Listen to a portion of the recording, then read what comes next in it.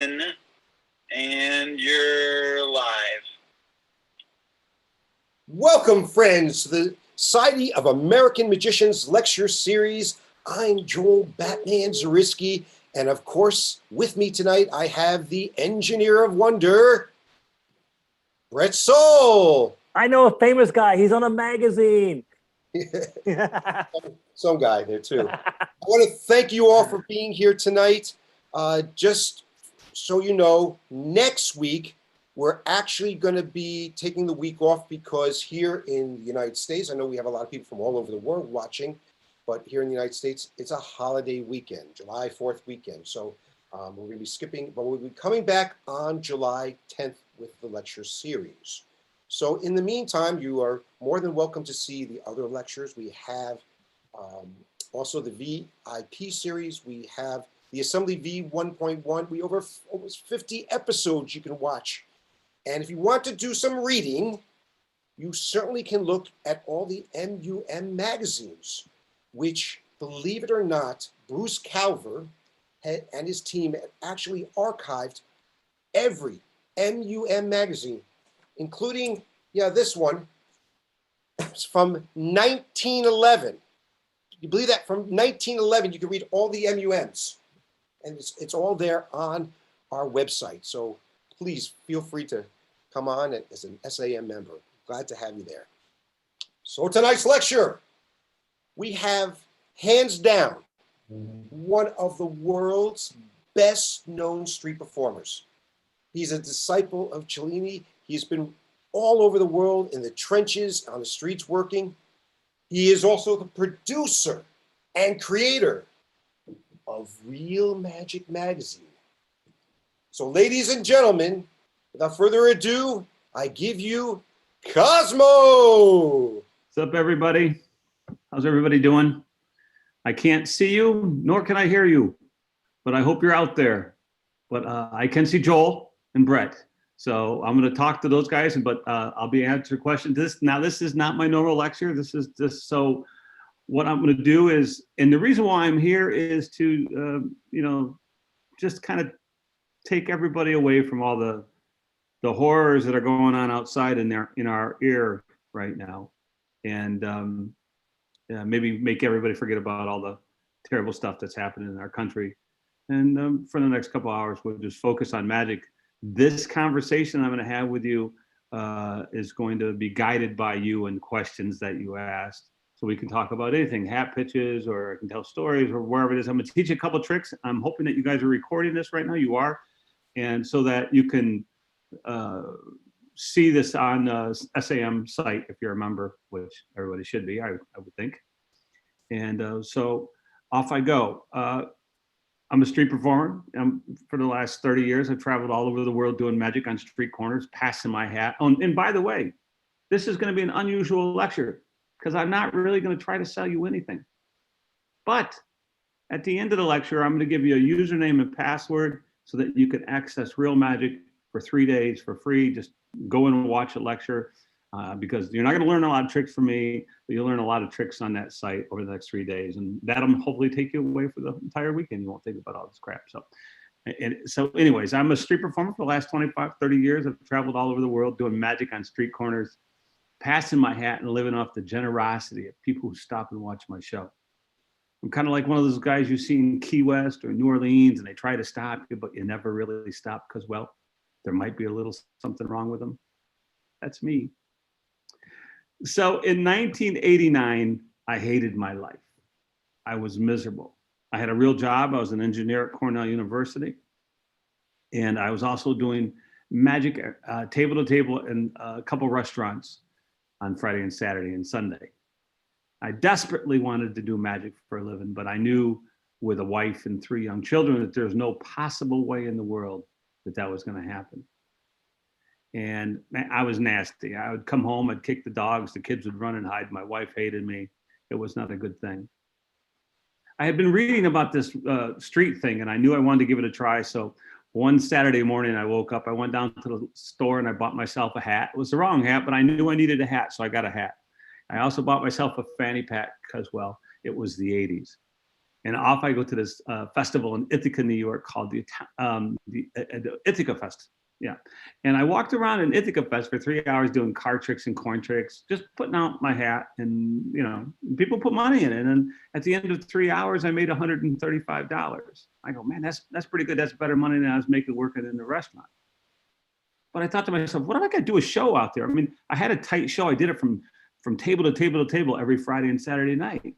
All I needed was a table. So I went down to the local Salvation Army, got myself a Foot Locker, Army Foot Locker, and went to my Uncle Don and said, asked him to build a tabletop for me. He fashioned the tabletop, and off I went to a festival in Scranton, Pennsylvania, Labor Day weekend, Saturday, Sunday, Monday festival, the Italian festival in Scranton, Pennsylvania.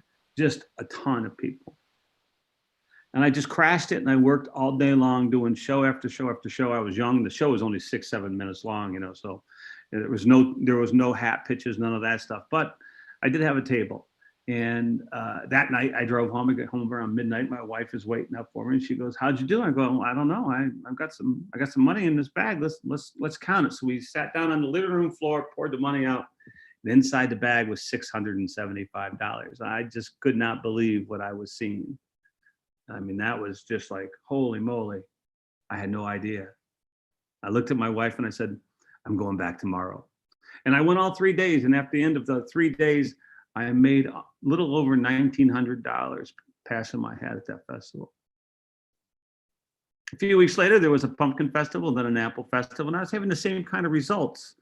And this money was changing our lives. But the problem was then now it's the winter time in the Northeast and there are no festivals. So I came up with this idea where I would maybe go to New Orleans for a week and give it a try. I'd go to my wife. I says, how about if I go to New Orleans in January for a week? And she goes, "Yeah, go ahead, go." Well, of course she said go. She wanted me gone. I was terrible, So in January, I got in my truck. I drove down to New Orleans, 18-hour drive, pulled into New Orleans, got there about 11 o'clock in the morning. Now, what I did not know about New Orleans in the winter is that sometimes New Orleans is cold. And this was one of those days. And it was raining. And I had $4. And I was going to get home on that $4. There was no way that I wasn't going to get home on that $4. So I went into the grocery store. I bought $4 worth of lemons, and I walked out on Royal Street in the rain, set up my table, took a look around, and there was no one there. Cold, miserable day. I must have looked like an idiot. My stuff's all getting wet. After about 5 or 10 minutes, and I knew I was in trouble. After about 5 or 10 minutes, I saw this couple walking down the street. So I walked up to them and just started a conversation. They asked me, "Well, what are you doing?" I'm a magician, and I came down from New York. And they go, "Well, show us a trick." And so I showed them a card trick and a coin trick. And they gave me $5. Said, "You're great," and off they went. A few minutes later, there was another couple and another couple. And after a couple hours, I made like $25. Not very good, but it was $25, and I was going to eat that night. I started to feel better.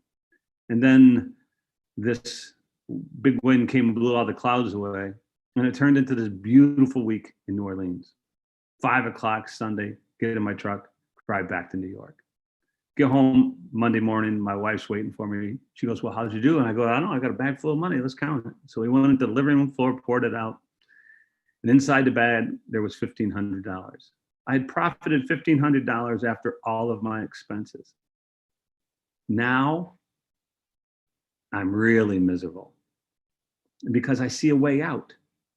But I didn't have the courage to take that step. So I go back to work. I'm at work for a couple of weeks. My wife calls me on the phone. I'm my usual miserable self. And she says to me, she said, "Look, I can't take it anymore. If you hate the job, quit the job, because this isn't working for us." And I took a deep breath and I stood up, I set down the phone. I mustered up all the courage I could find, and I walked into my boss's office.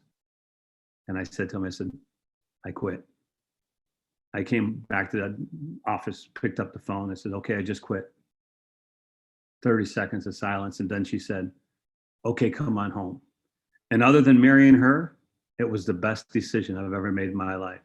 My life has truly been amazing because I had the courage to take that step. I was on the cover of Magic Magazine. I toured China. I did a show on the Great Wall of China. Who gets to do that? I was on Leno. I've done everything that I want to do. I hang with the best magicians in the world because I had the courage to take that step because I was pushed. So what I want to do tonight is I want to drum up some inspiration in you and your magic and take you on a little journey of my life guided by you. And I'm going to teach you a couple of tricks. I'm not going to teach a lot of stuff because you can watch Real Magic all weekend and learn all the tricks you want to learn. But I'm going to talk about why I do specific things, and hopefully you guys will get something out of it. Have a good evening tonight. So the first thing I'm gonna do is I'm gonna teach this little matrix thing I do, and I'm gonna move that camera back. Sometimes the camera is gonna be on me. Usually it's better when it's on the table. And there's the table. And Joel's gonna help me here. My man Joel. Woo, there it is. Yes, sir. I'm gonna ask you some questions as I go through this thing. You're gonna be my audience, okay, Joel? Sure, absolutely. Awesome, man. Here we go. So this is a little.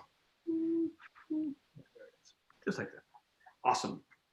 So in performance, it might look a little bit like this. Hey, Joel, check these out. Make sure they're real. You look like you know about money. Are they real? Yeah, they look real to me. Yes. Perfect. Now this is what we're going to do. One of the coins is going to disappear. Watch. Gone. Pretty good, right? But even more amazing than that, look right here. Right here. It comes right back, and you thought I was going to suck. Let's do it again. Watch the coins. Watch it. Gone. But not far, just to here.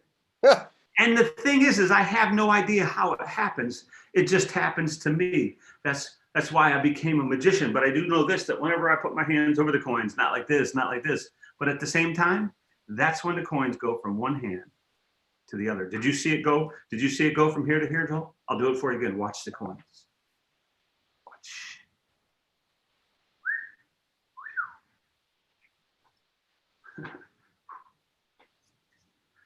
From here to here to here, like a pull shot, right off the bank. Over here in the pocket. All four coins, Joel, all four in the corners. You remember when all four coins were over here in the corner? Wow. Watch real close, Joel. Watch this. Did you see that? See, I haven't done anything. Yeah. Say go. Go. 3 and 1. Last time, I'm going to tell you how I'm doing this. This is so simple once you know the secret. You see, I'm just tossing the coins. I'm just tossing it from here to here. Would you like to see go from here to here? I mean, from here to there? Yeah, please. You're a little late. Oh, that's great. But the thing is that we know it's not the coins because you looked at them.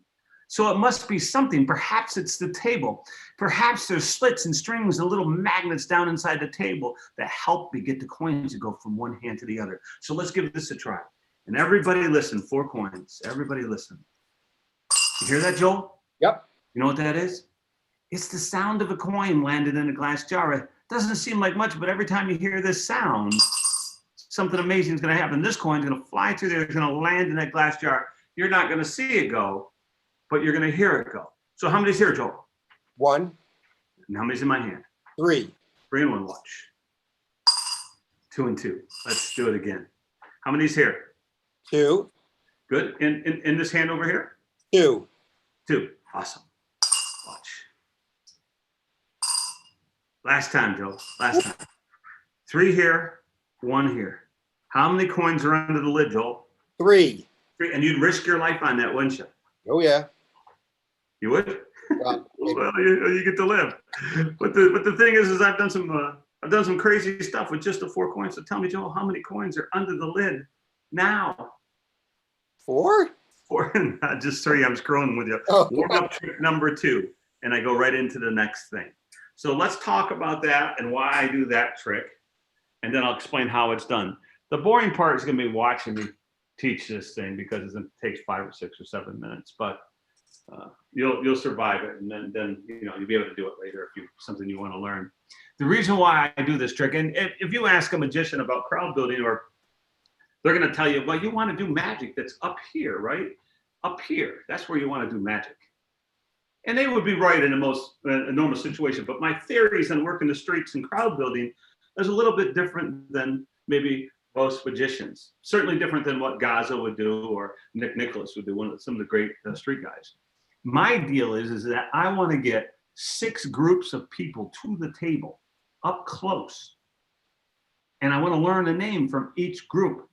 They have to come up to the table to see this, right? So if I can get them up there and I learn a name from each group, so a pot of people, a family of 2, 2 gay guys, or a family of 4, a guy and a girl out on a date, whatever it is, I want to get them here and I want to learn a name so that throughout the show, I can fist bump, I can do high fives, and I can use their name. And because I'm using their names throughout the show, it feels to them like we're becoming friends, right? Because we're like forging a relationship. And because of that, they're much less likely to leave before the end of the show. I need them to stay there, the core of my audience. Just as important is that they're much more likely to give me more than $1 or 2 because we're friends. They gave the crackhead statue guy down the street $1. So the mine, right? So, and I was good. So maybe they give me a 5 or 10. So I get a 5, a 5, a 10, a 10, and a 5 and a 5. I've made $40 and I haven't done anything other than this coin routine. So as I pick up my table and move it away from them to create more space for more people to watch, I build that crowd even bigger. And anybody else that comes up is just icing on the cake. So on a typical day, a nice day, I can do 5 of those little shows that are about 20 minutes long in 2 hours, and I average about $75 a show. So I can go out, and if I work 4 hours, I'm gonna make $600, $700, $800 and that's really my life. That's really what this work that I'm doing has done for me. So that's one of the reasons. The other reason why I like this routine, or I like a routine like Garrett Thomas's ring thing, right? This is up in the air, but this also, it's very visual, and people can see this, and you can toss this ring out, so that people. You got a family of 4 walking by. You toss this to the kid. Kid catches the ring. Now he has my ring. He can't go anywhere, so he has to stop. Same thing with a coin. If I toss that coin out, so now I have the first group stop. All I have to do is say, "Hey, bring me the ring, kid." And now the kid's at my table, and I just build the audience. Now I get the first family there. So that's how that works. The other reason is that this is modular, that I can make it longer or shorter. And let's just say that if we started the show with a card trick, and this woman picks I've got one group to the table, and the woman picks the card, puts the card in the deck, and I'm going to find the card in the most magical way. And then another group comes up, right? And they come up, but they don't stay for very long. They only stay for a couple minutes. Why did they leave? Well, the reason why they left is because they didn't know what the card was. They have no attachment to this thing. They don't know what's going on. They know it's a card trick, but that's all they know. So they're not involved. They're not emotionally connected to this thing. But boy, when those coins are going from hand to hand to hand, and it's happening over and over and over, immediately, as soon as they show up to the table, they're going to see something impossible, some kind of magic, and they're going to know exactly what's going on. This guy is good, and I want to watch this. I want to stay and see, and so that's why I do that particular routine. So, any questions, anybody out there? Yeah, actually, we have one. What is the best size crowd to have for a street show? It really depends on where you are. So if you're in a big pitch, a big area, the crowd's, great. If you have amplifiers, all that kind of stuff, the bigger crowd, the better. I like medium-sized crowds. I like 50, 60, 70 people. That's where I'm comfortable at. When I project to more than, my voice is kind of harsh. So when I project to more than that, I have to talk really loud. All the things that I say become harsher and not as friendly. And I use fairly aggressive humor on the street. So it's really, that's a question, that you have to figure out on your own. But I was talking about this earlier with Joel. I have a username and password to Real Magic, and on the Real Magic site, the Art of Street Performing by Jim Cellini's on the site. So you can go there after the lecture and watch it for free, and you can watch anything you want on the site for free for the next 3 days. So you might get a more in-depth answer on the site. Yeah. So I hope that helps. Whoever that is out there, person. Great. Mike Miller had a question. What about permits? Which Mike Miller? The Mike Miller, I think. Okay. Well, there's 2 of them. There's several Mike Millers. I think probably a million of them in the world. All right. What's the question? What about permits? You know what? There's permits. I like permits. A lot of places you have to have a permit. New Orleans, you don't. But I used to work in Burlington, Vermont a lot, and that's a permitted place for 3rd Street Promenade. You got to have a permit. And the good thing about a permit, and the good thing about a permit, if it's a little bit pricey, is that people who don't have any money can't get the permit. So the bum on the street, the guy who doesn't have an act or he's a statue guy, they can't come up with the money to get a permit. That means I get their spot, so I don't have to, so I like permits. But a lot of towns you don't need them. A lot of towns you do, depends on where you go. But permits are good. Excellent. Also, we have another question. Have you ever had anyone keep the coin you toss out? No, not once. But I look at those people when they're walking by. I'm profiling them. They're like, that family looks like they might let the kid run. Oh, and because this was China Mike. Oh, hey, Mike. Well, I love Mike. There you go. And Steve Spence, our most illustrious. Who was your inspiration for your Matrix? The Matrix that was Dean Dill, heavily influenced by Dean Dill. Doug Kahn is the reason why I started doing the Matrix, because he was doing a Matrix on the streets, and I loved his. And John Kennedy, there's the part of it's translocation from John Kennedy. I just do a couple of phases of that before it goes into the Matrix. And then some of the stuff that, the toss stuff is mine, and I'll explain that to you guys. Great. Well, that's all the questions we have for right now. All right, cool. So I'm here all night long, man. So whatever you guys need, I'm going to do. And right here.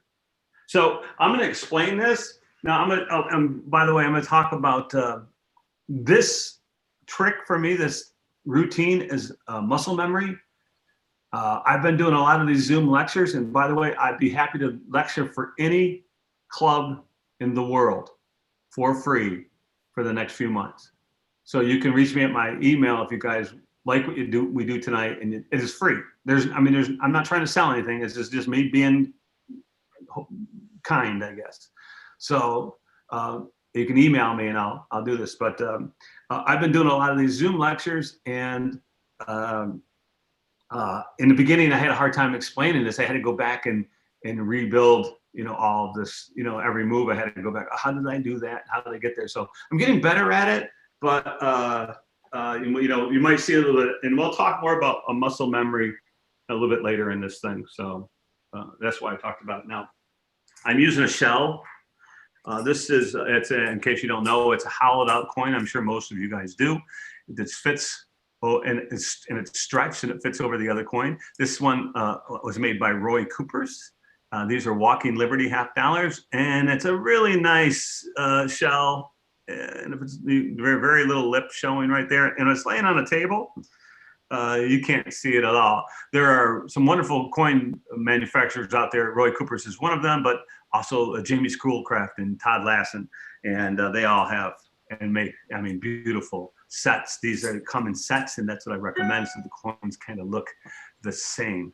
So the move, it's only one move, and that move is a what do they call this? Purse palm. It's a purse palm.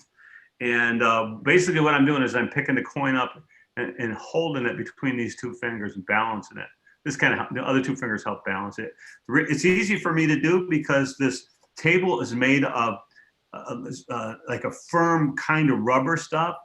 like car headliner, but there, you could go to Michael's and get this kind of material. You don't want real spongy, you want it firm. So you have to put pressure on it to make it, you know, to get some cushion there. But when I push down with these fingers right here, that just pops right into purse palm. Purse palm, and by the way, purse palm, if you look at it from here, the distance from here to here is different than the distance from here to here. So this coin, if with fatter fingers, maybe it sit back here. With thinner fingers, maybe more towards the front. Just have to make sure you don't flash right here and right here. So that's purse palm. What I'm going to do with the purse palm is I'm basically going to take the shell and move it forward like this and steal away a coin. That's what happens in the routine. Is I'm just move this forward and steal away a coin. And so this is the routine. I'm gonna purse palm, take 3 coins in this hand and this one, and just slide them forward. So now I have 3 coins in a shell. To get the coin to go from here to here, all I have to do is lift this hand up and put this shell on the coin behind. To do that, I just do this and purse palm it. Boop, here. So first one, same thing. Second coin's gonna go in purse palm, steal the coin away. Just wanna do a little bit different. I just guide my hands back, and as I'm guiding my hands back, I'm gonna grab that shell and purse palm and just bring it back, and the second one goes. Now I need to get this shell over to here. I really need to get it on top of this coin here. I could purse palm it and come over, but there's a chance I could drop it, make some noise, although I'm pretty proficient at this purse palm thing after 30,000 shows. But the easiest way to do it is, Joel, did you see that? Did you see the coin go from here to here? I'll do it for you again. Now I'm in position for the matrix, and this is the coin with the shell, and off we go. So I'm purse palm, so now I've just stolen the coin away, the shell. To get the coin to go from here to here, I just wave and steal one away. So now I'm here. To get this coin to go from here to here, all I have to do is take that and purse palm in here. So now the shell is here and the coin, I leave the coin here. The coin's, and I say this, the coin's got to go from here to here to here. And what I did is I just grabbed it, as I'm sliding this over, I put this coin, the shell in the purse palm, slide this over, and just come back and deposit the shell on top of the coin right here. So now the shell is here. There's a shell and a coin and a coin. Coin's gonna go from here to here. Again, just cover it up, purse palm, you know, just do this with the purse palm. And then from here to here, to do that, I'm just gonna take this and put it, purse palm and put it on the coin behind it. And there's all 3. Now we're gonna get that, now we're gonna do that backfire thing where all 4 end up in the corner. I just go forward with a coin and a shell and a coin, and then I'm gonna come over and I act like I'm taking 1 coin, but I really just take both. I leave 1 here, so now I have 1 coin under my hand. It looks like all 4 coins are in the corner, but what I really have is a coin here, a coin here, a coin and a shell. So all I have to do to get the 4 coins to go to this corner is move all this forward, steal this one away, and pick up the shell off of the coin and set it there. So at speed, it looks like this.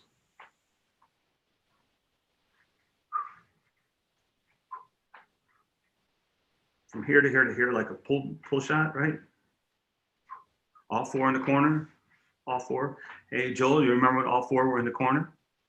Right? Now I'm dirty with this coin because this is a shell. So I'm gonna come over and I'm gonna touch the coin right here with this finger. And then I'm gonna pick the shell up and bring it right back and put it on top of the coin right behind it. So I'm in this position here. Now the shell is here with the coin, the coin, the coin, the coin. I'm ready for the crossover move. To get this coin to go from here to here, all I have to do is steal this one away and purse palm this coin and just move it from here to here. So now it's 3 and 1. I'm again dirty. I'm gonna come forward. And as I'm moving all this forward like this, I'm gonna purse palm this coin and just put it on top of the shell on top of the coin here. So I'm in this position. And my lovely bride's about ready to walk in the door. So we'll get disturbed for a second. Then I say, Joel, I'm gonna tell you how I'm doing this. I'm just tossing the coin. I'm tossing it from here to here. All I do is toss it, act like I'm taking it from here to there. Would you like to see the coin go from here to here? I mean, from here to here, all my focus and attention's on this hand. I'm looking at this hand. I never look here. And that's why there's such a great surprise. And all I have to do, a very simple move, but really, really powerful, is to get the coin to go from here, is just to pick that shell off and do that. That's all I'm doing. But again, I'm looking at, would you like to see the coin go from here to here? I mean, from here to here. Great surprise. I'm again dirty. I'm just going to go back in, same cleanup move as I used in the beginning. Touch this coin, the shell goes on top of the coin right behind it, and I just picked all of this up, put the coin in the shell in this hand like so, and we just go into coin and glass. Really simple coin and glass routine, but there is a couple points I want to make when I'm doing this. The coin's going to fly through there, it's going to land in the glass jar, and you're not going to see it. Every time you hear that sound, something amazing is going to happen. Coin's going to fly through there and going to land in the glass jar. Now, what I'm going to do when I say that is, and you can watch the performances, I'm going to balance that coin on these two fingers. I'm going to jam it into the classic palm. But I don't want when I jam it in, I don't want my thumb to do this. So I'm going to pin my thumb to my finger like so, and then just put some pressure there so it can't slip off. Go right into classic palm and act like I have that coin in my hand. I'm going to mime it. Then I'm going to come down onto my hand here and act like I'm setting the coin down. But what I'm really doing is picking up the shell off of this coin. So it's a coin, a shell, and a coin, showing 3. Now I have one in classic palm. When I turn my hand over, this coin is going to fall right into the shell, and it's going to become 2. It just does it automatically. And at that time, that's when I do the little toss thing, drop the coin out of classic palm, and the first coin's gone. Same exact thing. 2 here, pin my thumb, come up, act like I have it. Now I don't have anything here, just a classic palm coin. And here's the shell. And all I have to do is come down and pick the shell off that coin, move it forward so it's the shell and the coin, drop these in the glass jar, and that's it. And there, that one goes. That's 3 and 1. We're almost to the end, guys, and I apologize. This is probably boring as hell to watch, but maybe if you want to learn this routine, you'll have it later on video at the SAM site. The lid goes over the 3 coins. How many coins are under the lid? He says 3. I go, would you risk your life? Lay people, they say, no, it's 4, it's 2, because they've never seen anything. They don't know what's going on. They're confused. So Joel says 3. I go, you get to live. But the thing is, and I just do a vanish. The thing is I've done some crazy stuff with just those 4 coins. So how many coins are under? I do a vanish. Retention vanish. How many coins are under the lid now? He goes 4, and I go, no, just 3. I'm screwing with you. I immediately say, 3. I'm screwing with you. And then I look at the audience and go, hey, who wants to see a card trick? I don't put the 4th coin under the lid. I end with the joke. Now, thank God that's over, right? So, but the reason why I end with the joke is because I'm on the streets. They don't know what kind of show is. They don't know what's happening here. They've never seen my show before. They don't know that I'm going to do a card routine and I'm going to do a chop cup routine. I'm going to put a bill in a lemon and produce a cantaloupe, all that stuff. They don't know that. They think, a lot of times they think, well, maybe the show's over, and they just kind of wander away.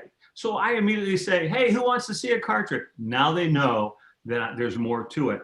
I used to lose a lot of people right there, and I never could really figure out why. And I think that is why. So that is the explanation for my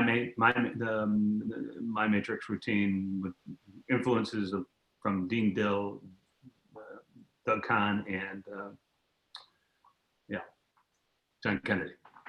Any questions? Yes. We got somebody asked, can 50 to 60 people see that trick, or is that something you perform for that? Nope. That's the reason why I do that trick is to get people to come up close. That's why I do that. They can't see it. I don't want them to see it. I don't want them to see it from a distance. I want to see them up close. And so my whole theory on this is to build the audience slowly and gradually, not all at once, right? And by doing that, I have the ability to create connection with those people who are initially at the table by learning their names again, and by doing high fives and telling them jokes and becoming their friends. And that's why I want them up close. So 50 or 60 people can't see this routine. If you want 50 or 60 people to see the routine, you might want to try Garrett Thomas's Bandit and all that ring thing stuff. And the ring thing stuff is on the Real Magic site, and you can watch it for free. Whoever asked that question, so thank you. Also, what is the material on the tabletop called? Cloth. It's just cloth. So the table itself, there's sponge. It's this particular, it's just thick sponge. That's all it is. And it can't be real spongy because then things will just fall on the table. But thick sponge, I use car headliner. That's what this is. This is just cloth that you buy at Joann Fabrics or at Walmart, and you just pull it really tight on a sheet of plywood, a piece of plywood. This plywood is 32 by 22 like this, 32 like this. I put this down. I staple it along the edges. You can kind of see where there's a staple here, and a staple here, where it kind of dips down a little bit.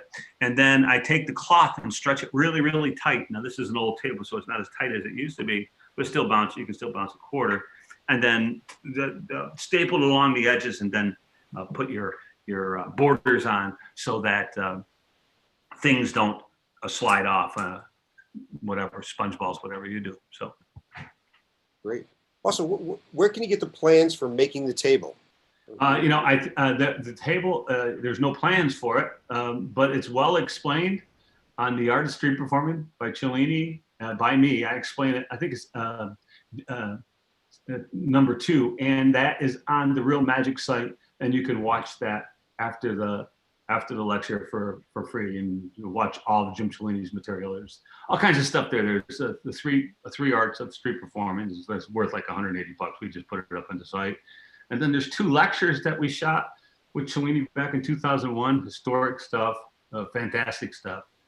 And one of them we shot in a witch's courtyard, New Orleans. So that was a pretty cool experience. Yeah, Cellini was great. So that'll help you there with the table. People really enjoyed that. Somebody wrote that, Steve Spence actually said, I'm a big fan of Dean. You can see some of his touches in it. Very good routine. Thank you. Another person said, easiest no cover matrix ever. It's not hard. It's just remembering it in the one move. That's it. And making it look smooth, 30,000 times. Hope it looks smooth. It's great. Excellent. Thank you. Anything else, sir? Right now, we're good. Yep. Okay.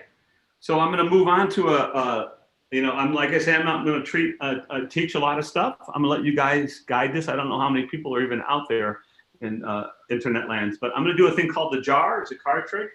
This is the second piece of my show, and this is I think is a professional magic, and I think you guys are going to really like this piece. I hope you do. So here we go, Joel. Ready?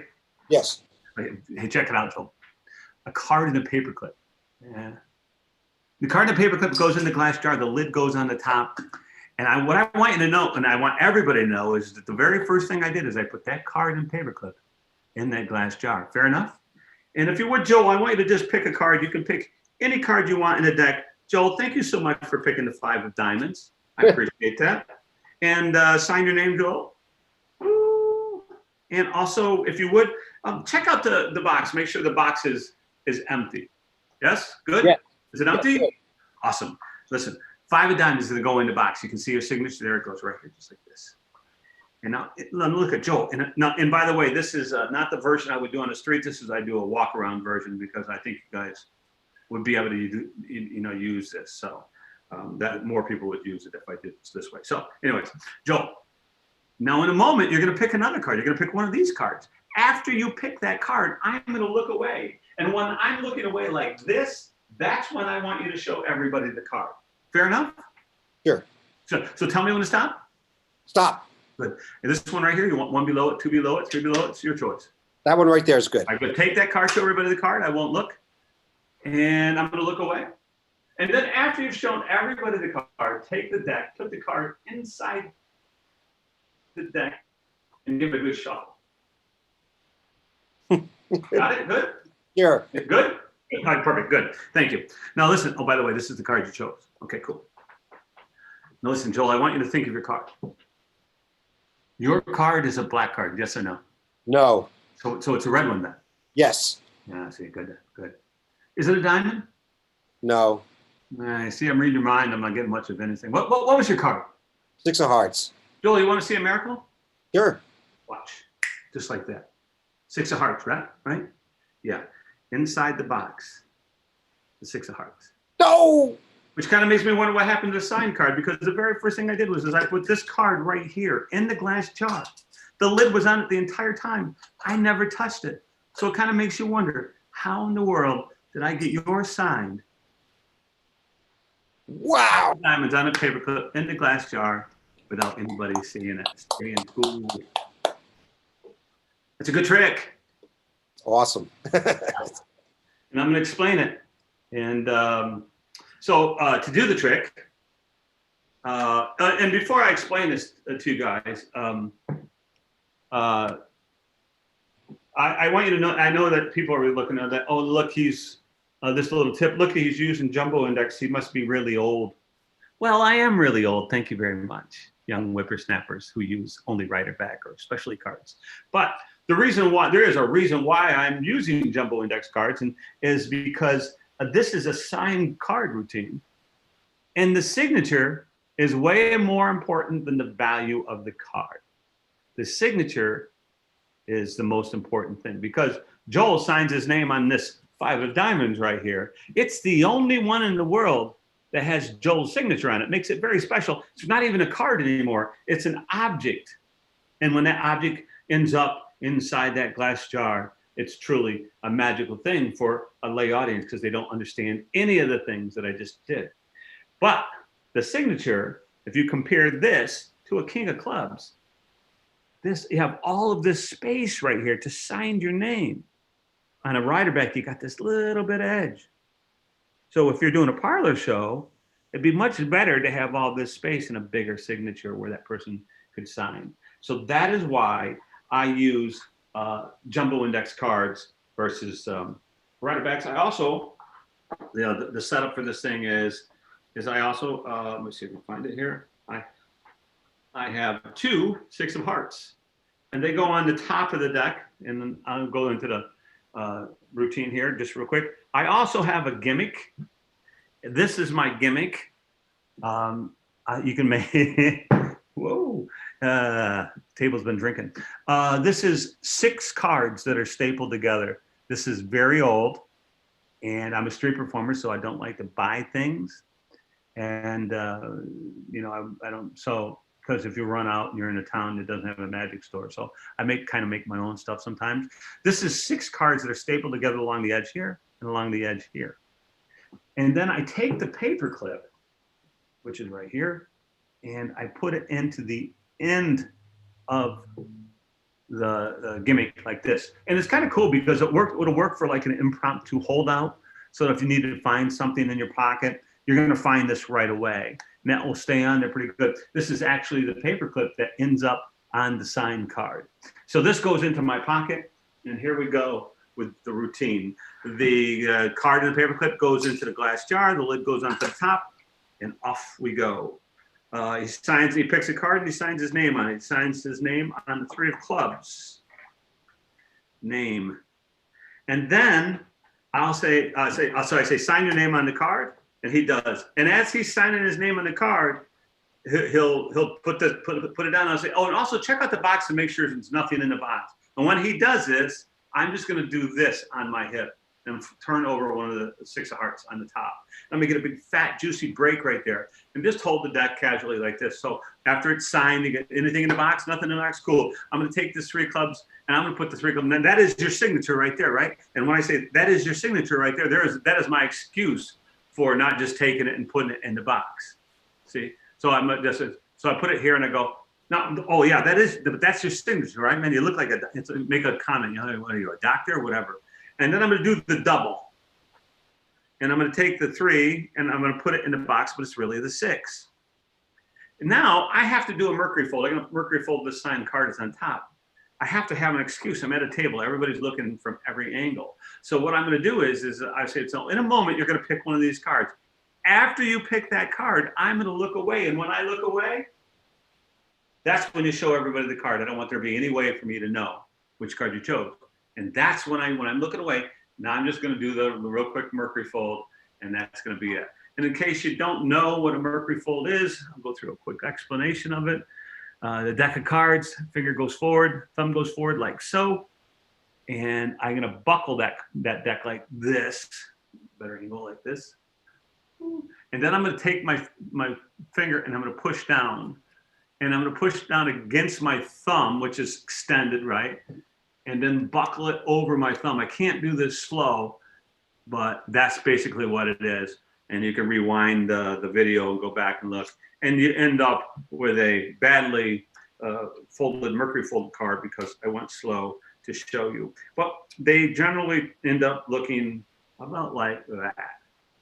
So now I turn back around and I have a 6 of hearts that I'm going to force on Joel here. And I have a card mercury folded underneath the deck. Because this card is mercury folded underneath the deck, it takes away a lot of like swing cut forces that you could use. So I'm using Gary Kurtz's slip force, not a great force, really unnatural. And just thinking about it, you could just do one of these things and and do the force like this. But I've been doing this one for so long. So this is Gary Kurtz's slip force. Tell me when to stop, Joel. Stop.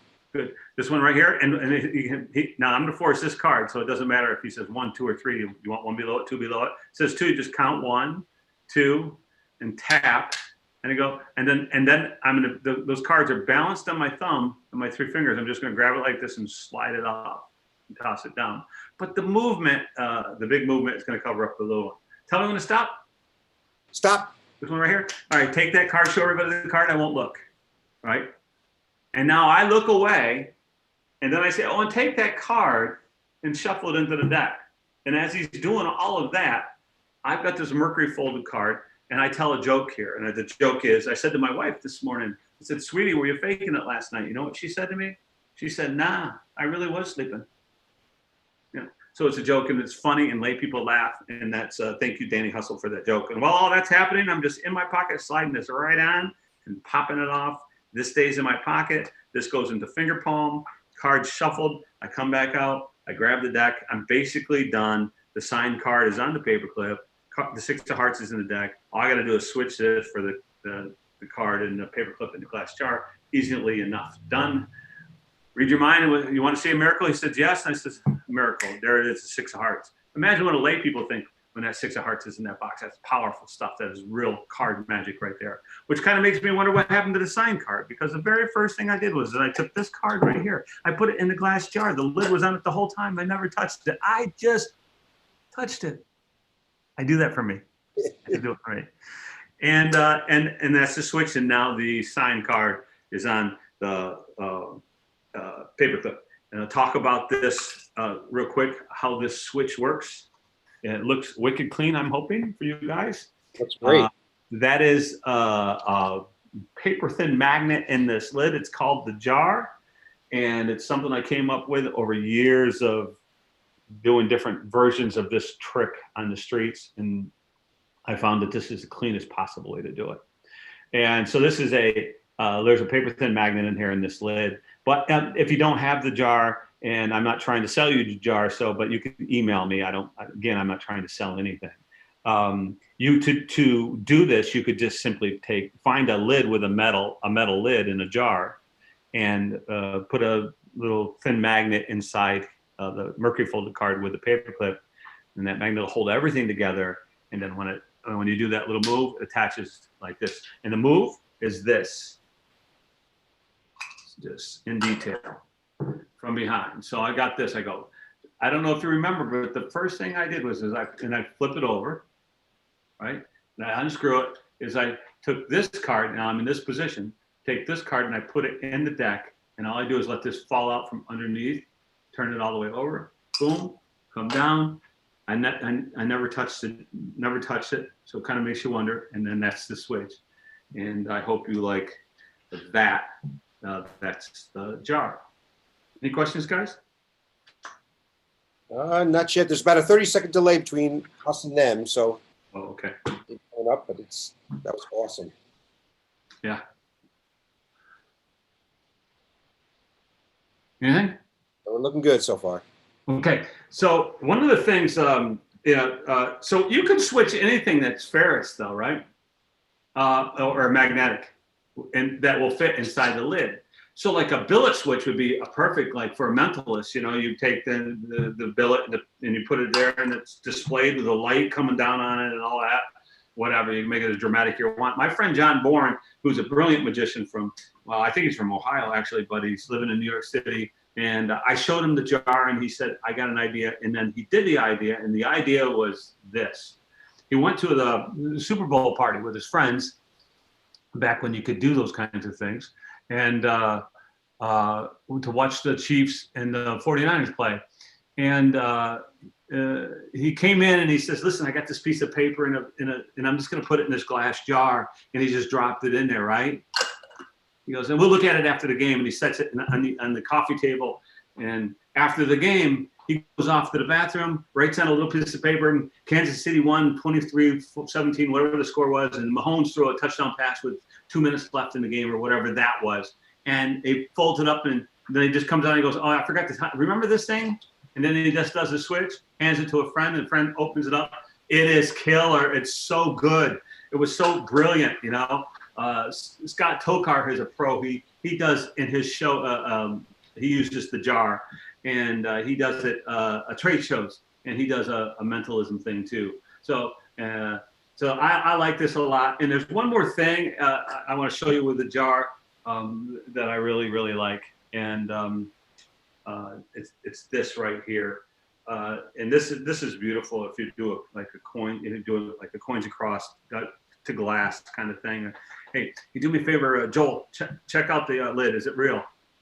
Yes. Yeah, good. All right. And how about the glass jar? Is that real too? Yes. Good. Awesome. Listen, watch really, really close here. Can you see? Watch. Done. Right? And this, I'm going to do it for you again. So this is a shim quarter, right? So watch right here. I can't tell you how good this looks in person. Wow. That looks great. It really does. So that is the jar. Ah! Cool. I think that's the best switch ever. Well, I like the jar versus like some of the other switch devices that are out there, because what is, you know, like the Kennedy box or some of the other stuff, or even David Regal, who's a good friend of mine, his switch box. People, I always wonder, well, what is it? I don't like illusionists. I don't like going to illusionist show because people always go, it's the box, right? I don't go to illusion shows, but you know, you got the Kennedy box. What is that thing? What is this thing? What is this object here? Well, we know what this is, and you can look at it. It's inspectable, and you can switch anything or do penetrations. Or it's wicked clean, guys. It's really good. I like it. So that's it. The people say they love the jar because it looks just like a regular jar. It just looks. That's all it is. Yeah. And somebody asked, well, where did you get the jar? You can email me and I can help you get a jar. Great. Awesome. Oh, and Doc Eason is in the house. Hey, Doc, what's up, baby? He says, hey, Kaz. I love you, Doc Eason. So I'm a street performer, and you guys know that at this point. And I'm going to kind of walk away from teaching magic for a bit and just talk about maybe some theory and talk about some of the things that have happened to me in my life out there. You know, when you use the kind of humor that a lot of street guys do, aggressive kind of humor, sometimes bad things happen, you know, and in situations that you don't really, you know, expect to have happen. I was working in Charlotte, North Carolina at a festival called Taste of Charlotte many years ago. And I do this bit where I go, I grab a kid and I grab him by the shoulder and I pull him up and I go, what's your name, kid? And he goes, Danny. I go, Danny, don't be nervous. It's all right. You see, I'm your real father. Where's your mom? Oh, there you are. Small world, right? We had some good times, didn't we? Have you been getting my checks? See, your mom used to drink a lot. One time the kid looked up and goes, she still does. So It was hilarious. I thought I was going to die. So I'm doing this festival in Charlotte, and I got huge crowds, and I've got this big audience, and I walk over and I grab the kid and I pull him up and I go, "What's your name?" And he goes, "Danny." I go, "Danny, don't be nervous. It's all right. You see, I'm your real father." The kid plants his feet in the ground, rips away, and goes, "No, you're not. My dad died," and took off running. And I can tell you that that audience hated my guts at that point. There was no winning. I mean, and I'm a fairly kind person, I think. So I at least I try to be. So it affected me in a really, I mean, and I think the audience could tell that it affected me, because the last thing I want to do is hurt this kid's, feelings, and, take him back to such a horrible thing. So I finished the show, and there's like 10 people left. I get like a $7 hat. And, it's over. Everybody's gone. I look around, and there's little Danny over there. He's about 30 or 40 feet away, playing with his friends. So I walk over to him, and I look down, and I go, "Hey, Danny, I got to tell you, I feel really bad about your dad." And he looks up at me and he goes, "Oh, dude, I was just screwing with you." Oh. That kid. But the money I lost, $150 I would have made on that show, is worth the story, right? Yeah. I'm in New Orleans, and I'm doing it was September. It was a beautiful Saturday afternoon on Royal Street, New Orleans, partly cloudy, 75 degrees. And I've got a big crowd gathered around me, 100 people probably. They're 3 deep and wrapped all the way around me, nice and tight. This guy comes pushing his way through the audience, and he cuts up to my table, and he's leaning on my table, and he's staggering. And this guy is so drunk. And I'm looking at him, and I'm looking at the audience. I'm looking at him. The audience knows who I am, right, at this point, that I'm probably going to go after this guy a little bit. And I look at the guy, and he starts mumbling something to me, and I go, "I'm sorry, sir, I don't speak alcoholic," And then another line. But the thing is that here's a guy who's down on his luck, right? He's got a problem. He's got a sickness, whatever it is, and something caused him to get to this point, this kind of addiction. And I know that if I beat him up, then I'm just being mean, and I'm a bully. And the audience is going to know I'm being a bully too. And I don't want to be that person. And I don't want this guy to think that I'm a bully. So I looked at the guy, and I said, "Hey, man," I said, "You see, I'm doing a show. See all these people gathered around here?" And he looks around and goes, "Oh." I go, "But listen, dude, if I give you $1, will you go away?" He says, "Sure." I reach in my bag, pull out $1. Off he goes. I finished the show, passed my hat. A few minutes later, start another show. 20 minutes into the show, very same spot in the show, this guy shows up again. Every show for 6 months, 10 shows a day, this guy shows up. He was like part of my show. I built material around this guy. Turns out his name was Joe. So finally, it's April, and it's the last day I'm in New Orleans. I'm going to go home, and I'm walking down Royal Street. It's 9 o'clock in the morning. I'm going to go buy some lemons, and the guy Joe here is sitting on the sidewalk. I look at him and go, "Hey, man, how you doing?" And he goes, "Oh, hey, Koz, how you doing today?" I go, "I'm doing great." And he goes, "Hey, Koz, are we working today?" Yeah, you can't make it up. We'll talk about Joe a little bit later in the lecture, and some of the stuff that happened with that guy. So, questions? Yeah, one question from Steve Spencer. Did you get rid of the line about being your real father after that? No. I use it inside. I love that line. No. Sometimes bad shit happens.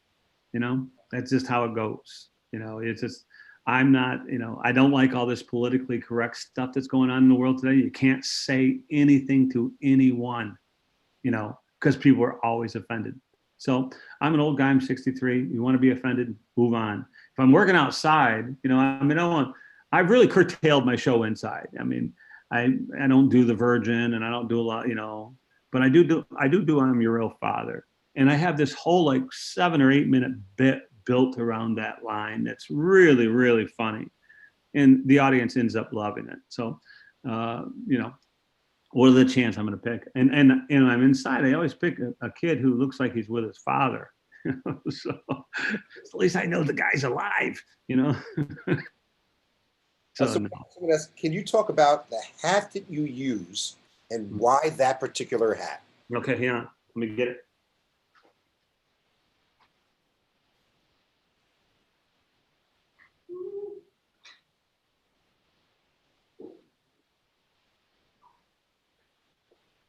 So this is a hat. This is similar to the hat I use outside. This is my new hat. I'm using inside.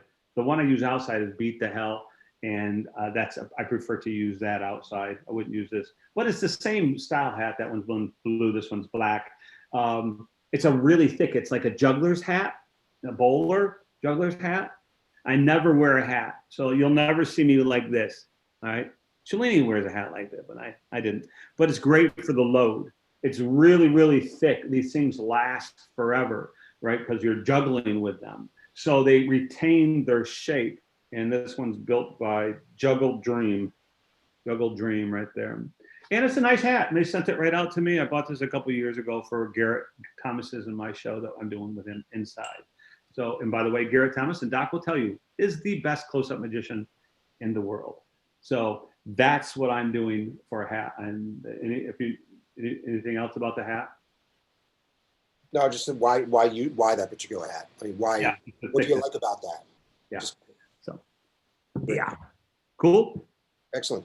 Someone else asked, have you ever had any safety issues with people after they see you get tips? Do you have a safe way of keeping your tips? Well, I keep them in a bag that's in my Savant, which will lock up. So if they're going to steal it out of my Savant, and I'm not by it, you know, like if I'm a little distance away and I'm not doing a show, they'd have to just grab it and rip the whole table apart. And people will do that. I mean, but I've never had that situation. What I did have happen to me, and it's a pretty rough story, is I was in New Orleans and I was working this pitch that I'm going to talk about a little bit later. It's on the corner of St. Pete and Decatur. It's a beautiful spot to work because there's shade there all day. And I was doing a show. I'd been out there all day, and I was like 7 o'clock or 7:30. I've been out there 6-7 hours, right? And I was very, very tired.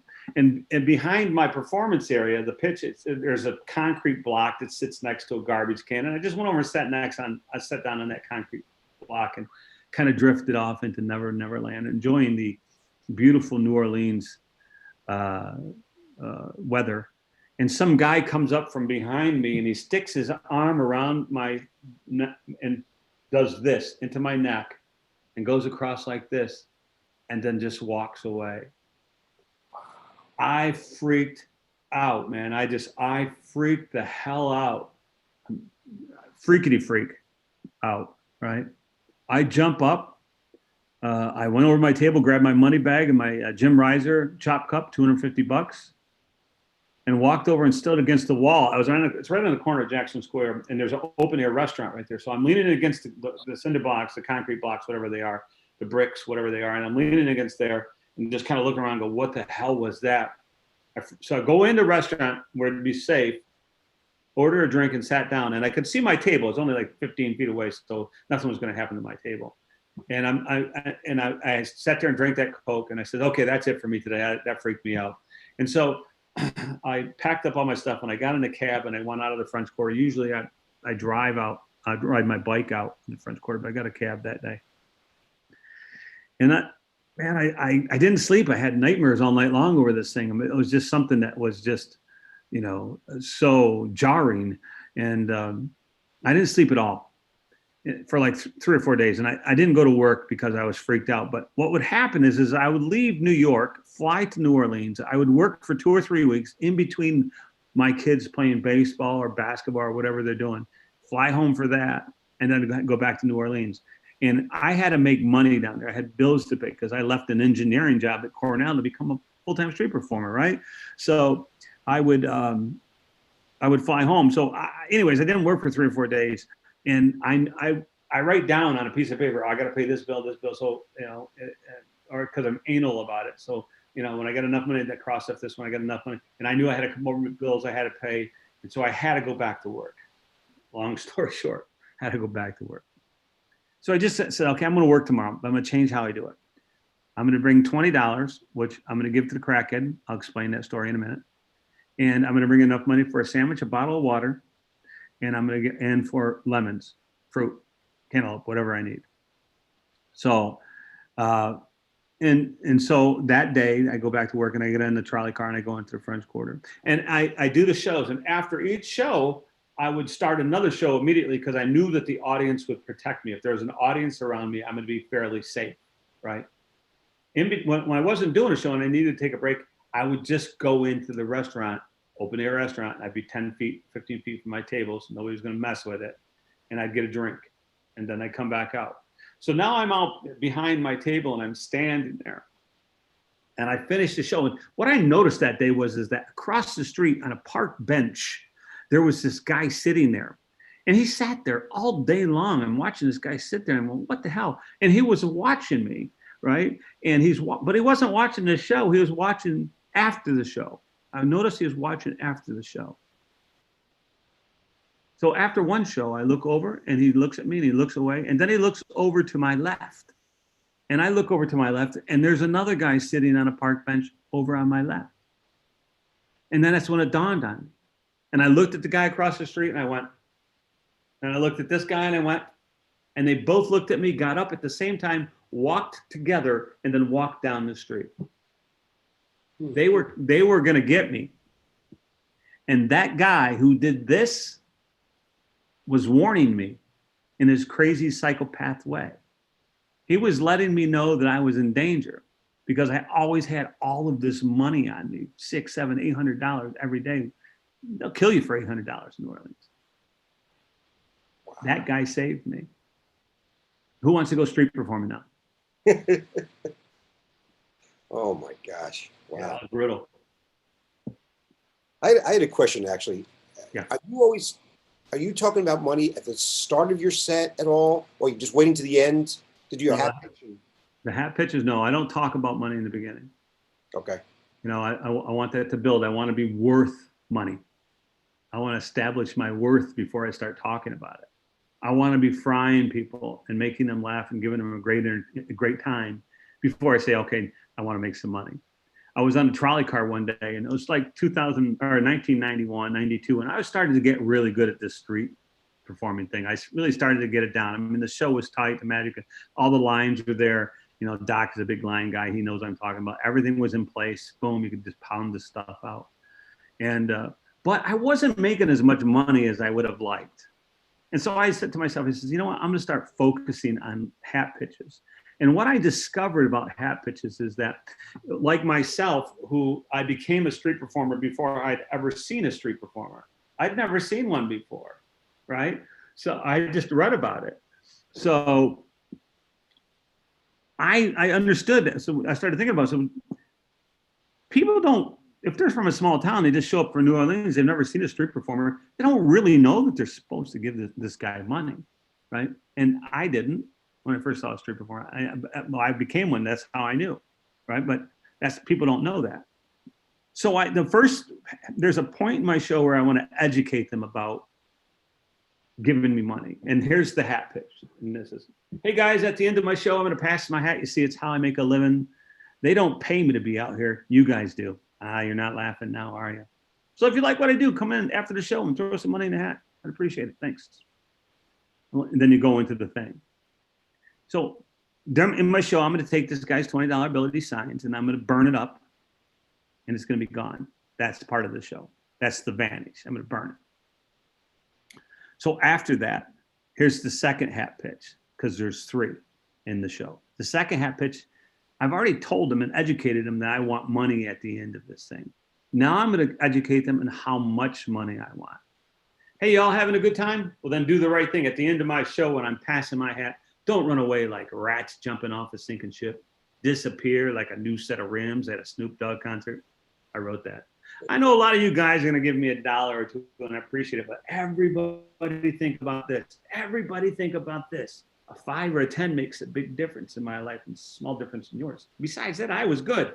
And one more thing, and it's so sad to say, but in my whole life traveling all over the world, no one has ever given me a 20 I'm talking ever. And when I deliver that line, I've got my arm around that guy who signed his name on that 20. Right? I'll talk about that in a minute. But this 5 and 10 thing, man, I started getting a lot more 5s and 10s. They were started thinking, yeah, we did give the crackhead statue guy $1, so he's good. We should probably give him a 5. I like this guy. He's funny, right? And so my hats exploded with these hat pitches that I developed. And the 20, if I do 10 shows in a day, 8 of the shows, I'm going to get the 20. Maybe 2 times I don't. So let's just say that guy was going to give me a 5 and instead gave me a 20. And it's 8 times a day. 8 times 15 is $120 a day, 5 days a week. Right? 600, what is that? Whatever it is, $600 a week. You know, so a month is $2,500 a month. Multiply it out, it's $30,000 a year. Not counting the 5s and the 10s I was getting, I was starting to make really, really good money. And you know, on a pitch in Lake New Orleans, I make $2,000, $2,500 in a week. That's pretty great. Yeah, just by asking for the money. Magicians don't like to ask for the money, but you won't be uncomfortable asking for the money if you ask for it in an entertaining way. Cellini's hat pitch, his final hat pitch was this. He would say, when I turn my hat inside out, it's as empty as can be. And I'm sure some of you will join with just a little sympathy. Others of you will disappear, whether it's night or day, walk away so you don't have to pay. But remember this, I didn't leave when you guys got here. And besides that, guilt, my friends, guilt. It's a terrible, terrible thing. Love that, man. Yeah. Somebody asked, what is the largest single tip you ever got? I was on Michigan Ave in Chicago, and I had 12 people in the audience. And there were these 3 really well-dressed guys, right? This is a very small pitch. So you're going to get 15, 20 people. That's all you're going to get. And there was 3 really well-dressed guys, and they were laughing their butts off through the entire show, right? After the show, the one guy reaches into his wallet and he pulls out a $100 bill and he walks up to my hat and makes sure because he's a high roller, he wants everybody to know, takes a $100 bill and he tosses it in my hat. He goes, there you go, man, you're funny. His buddy, not to be outdone, pulls out 100 and puts it in my hat. So now there's 200. The third guy comes over and he pulls out his wallet and he's got a 20, and I go, what 20? What the hell's the matter with you? So he tosses the 20 in the hat. He was going to give me 100, but I said, that's fine.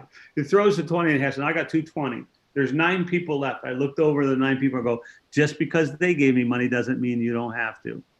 And they all gave me $1. So it was $232. Not the biggest hat I've ever gotten, but the biggest per person, you know, in a show.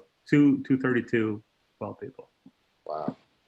So Dan Sclair asks, hey, Dan.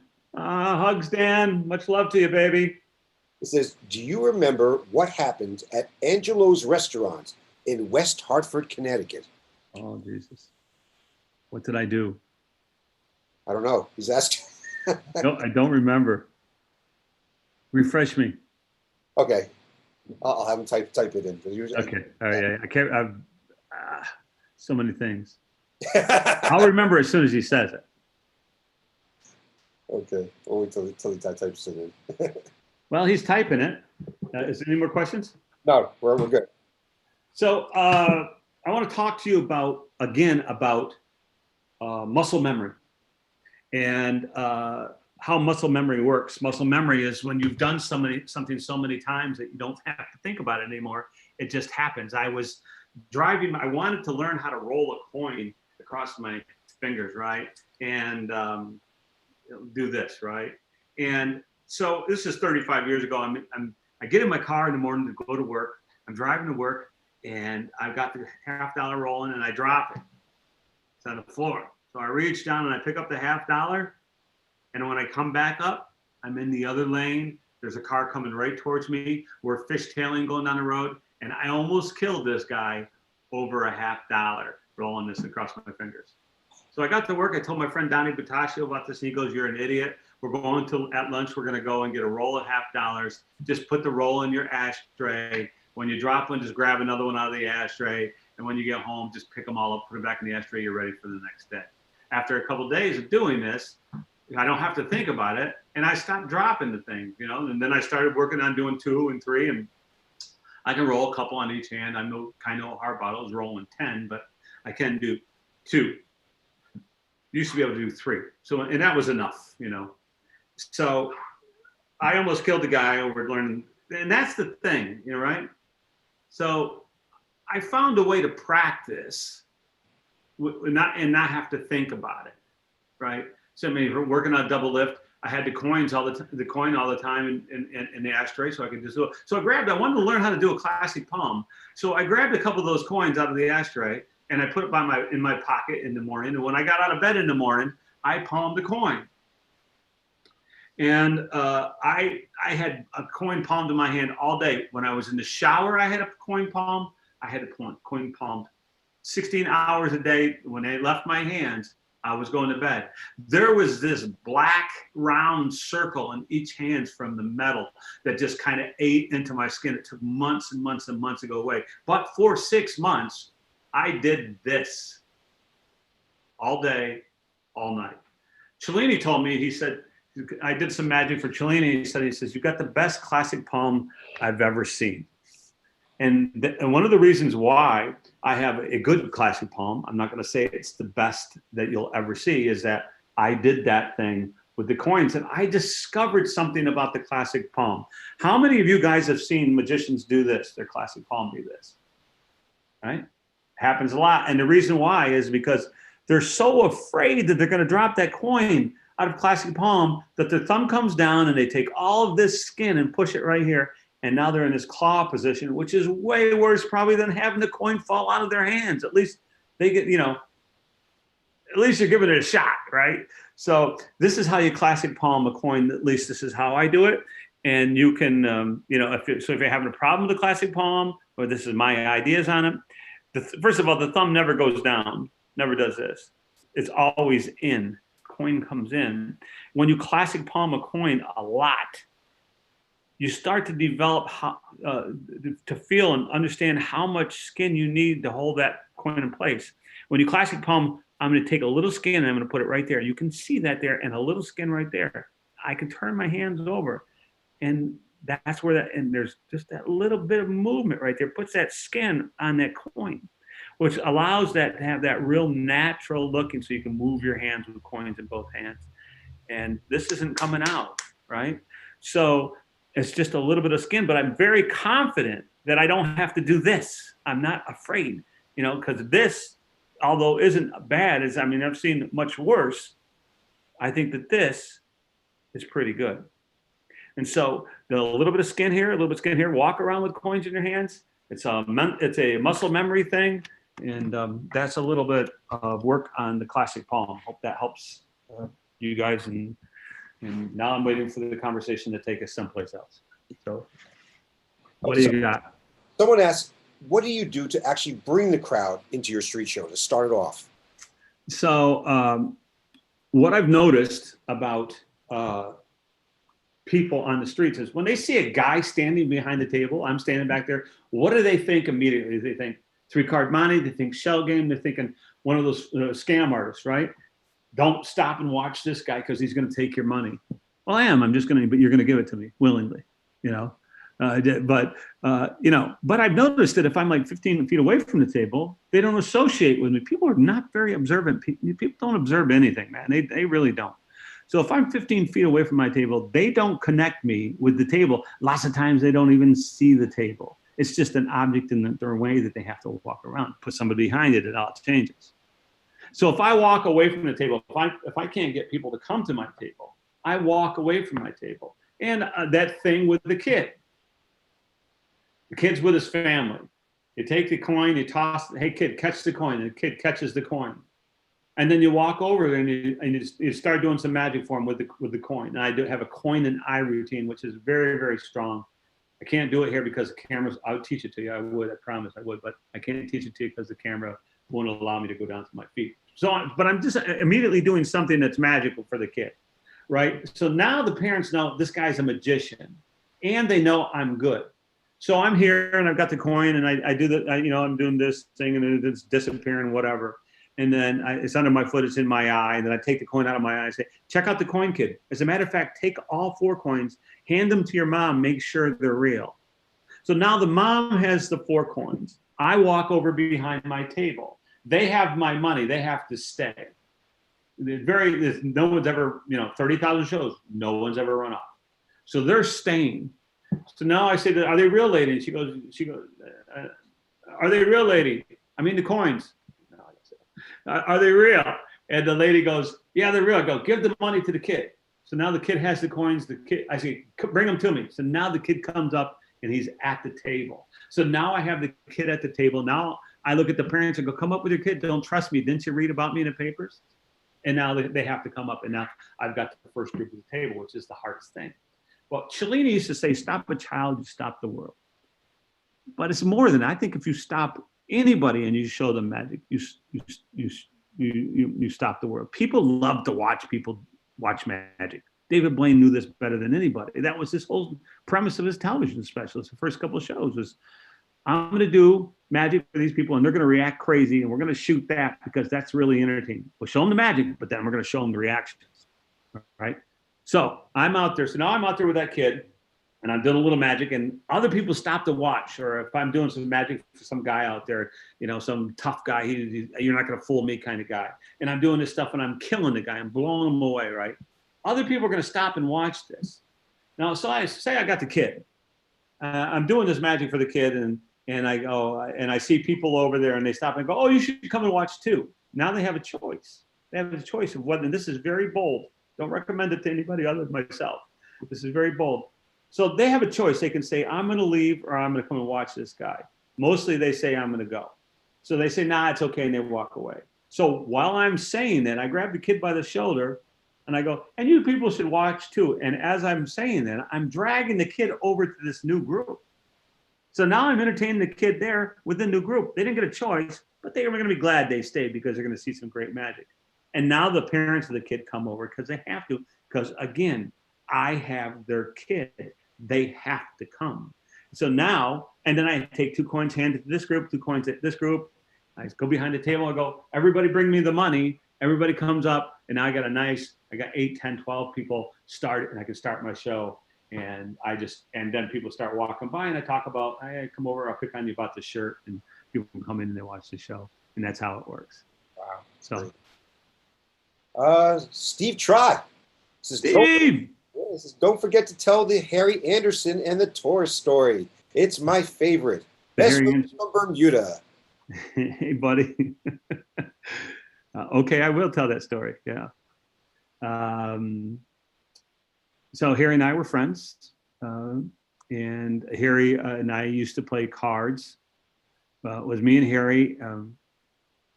Dante, a great street magician from New Orleans, really, really good. Nobody knows about him, but he's really, really good. And psychopath balloon clown by the name of Checkers. Of course, Checkers would always lose because, well, he was a balloon clown. I'm joking, people. I'm joking. And Harry, at this point, was a huge television star. It was like in the early 90s, and he'd just come off of Dave's World and Night Court, and he'd been on TV for 17 years straight. So he had a difficult time walking down the street. And so one night, anyways, Harry had this magic store in the French Quarter. It was never open, but once in a while you'd walk by and Harry would be in the store and be doing card tricks for lay people, and they'd be freaking out because Harry Anderson's doing card tricks for him.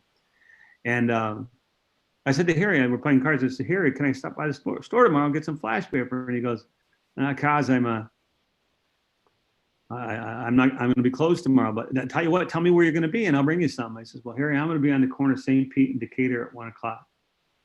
Sure enough, I'm out there that day. The next day, got a nice big crowd and 40, 50 people gathered around me, and Harry shows up and he's wearing that fedora. He's always wearing that fedora, but he stays in the back. He doesn't come up because if he comes up, he knows that he's going to be the show and that's going to be the end of my show.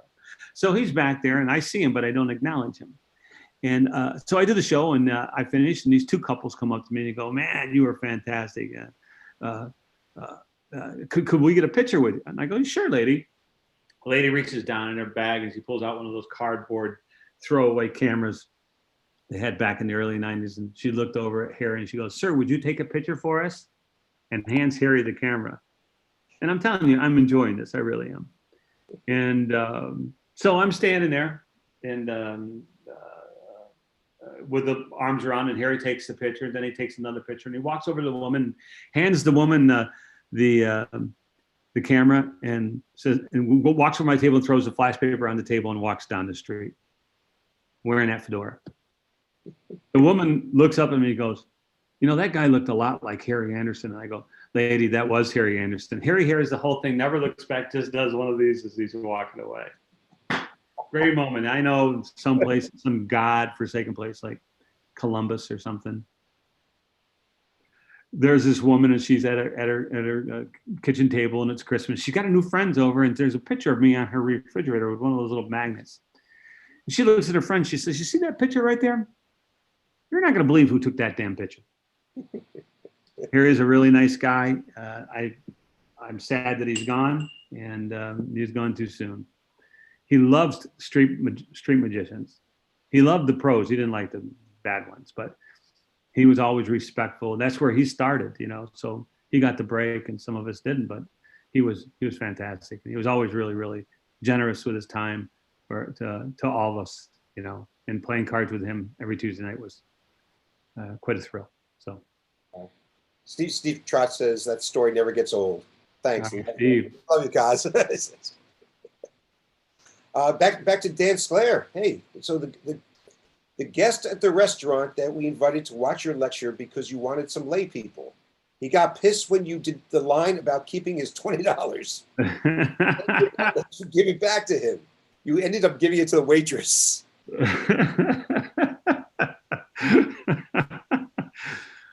Well, you know, shit happens. What would you have done with it, Doc?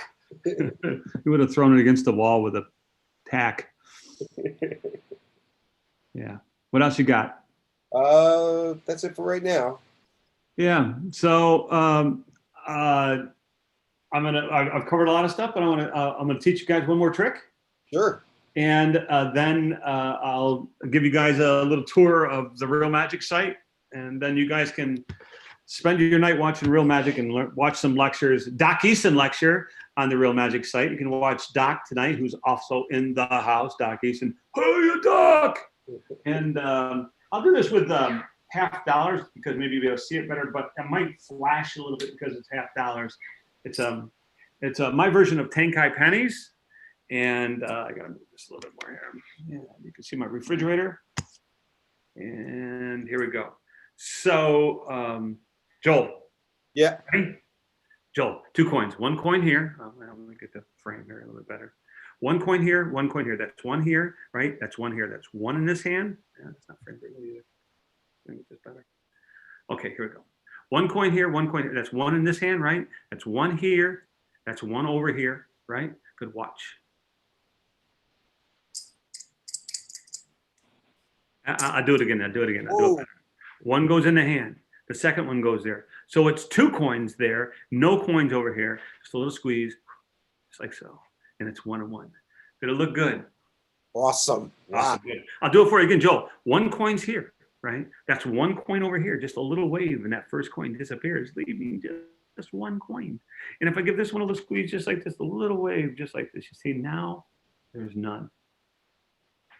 And that's and then you had to go into a 1 coin routine. This is not something I do in a show, but it's something that if I'm, you know, I'm not a guy who carries around a lot of stuff with him anymore to do magic, so I don't have a pack of cards in my pocket.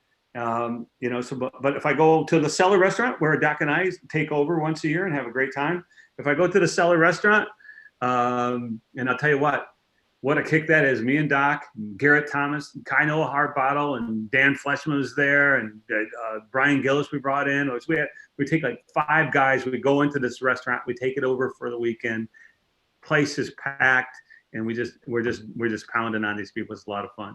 But yeah, so what I would do is when I go to the Cellar with my wife to have dinner, I don't bring things, and once because she hates it when people come up and ask me to do magic for them because you know that's what I do for a living. And she says she really does. She says, "Well, how much are you gonna pay him?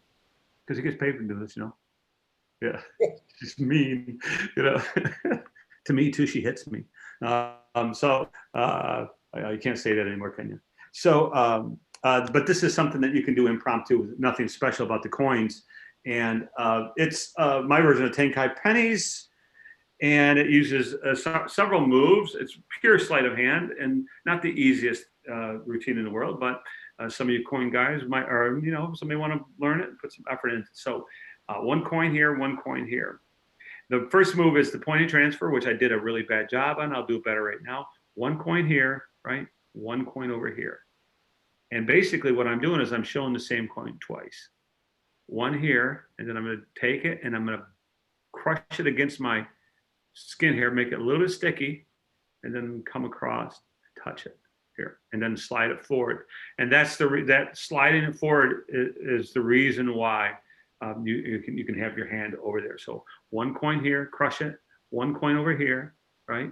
At the same time, I'm going to get this coin into this back clip position, where you balance it on these two fingers, push it over your knuckles, and pinch right here, right? So as I'm going down, one coin here, I'm coming down. Now the coin is in back clip. Now I'm in this position here. One coin here, up, right? And then one coin over here. Show this coin twice. There's nothing here now. Slide it forward. So now I'm in this position. I'm going to pin my thumb against my finger, again, so my thumb doesn't jet out. Go drive that into classic palm, and then retrieve that coin from this, so it's here. And then I'm just gonna reach my fingers around and grab it like this and put it in fingertip rest. Give it a little toss, and the first one's gone. This, Jay Sankey has a lot of work on this, pointing transfers, and certainly needs a shout out for his work on this. Also, this is David Roth's pop-up move, a really wonderful move. One coin goes here, and this coin just it looks like it's just going to drop down into my hand like so, but it's not. What's happening is that I'm going to thumb palm this coin. And I'm just going to do this. So I take the coin and put it down. One coin goes in the hand, thumb palm it. Let me go get the other coin there, right? But what's really happening is I'm here to here and then here. But my hand's turning over. So now I'm in this position. To get this coin back, all I have to do is move my thumb like this, right? So I'm going to do a shuttle pass. I'm just going to do this, act like I'm putting this coin down on this hand, but I'm showing this coin again. So here to here. And now this coin is in finger palm. I'm going to point and classic palm it as I'm pointing with them and drop this down in my hand and go. So two coins here, no coins over here. Two, none. Watch, right? And then it's 1 and 1. Now I'm going to do the vanish sequence. I'm just going to relax. One hand's going to go in my pocket. I'm going to drop that coin in my pocket. I'm going to say, how'd that look, Joel? And he says, great. And I go, I'll do it for you again. One coin's here. Pointing transfer, one coin's here. Show the same coin twice. Now there's nothing here. I give a little wave and that coin disappears. Now just doing any kind of vanish you want, just a little wave over the top. That coin disappears. It's here. This hand, this coin's gone. And that is my version of Tenkai pennies with a little David Roth kicked in there. So hope you like that. Any questions on any of that crap? Not yet. I'm sure they'll be coming through, but Are there any people out there? there's tons of people out here. Wow. But somebody did ask though, any tips for new performers who want to get into street? The best type of tricks, the best cities that you think for street performers? Get as much information as you can. There's, Kozmo has some stuff out there. The Cellini Art of Street Performing, which you can watch tonight on Real Magic. I put out a set of DVDs called Tales from the Streets. Not trying to sell anything, just letting you know because you asked.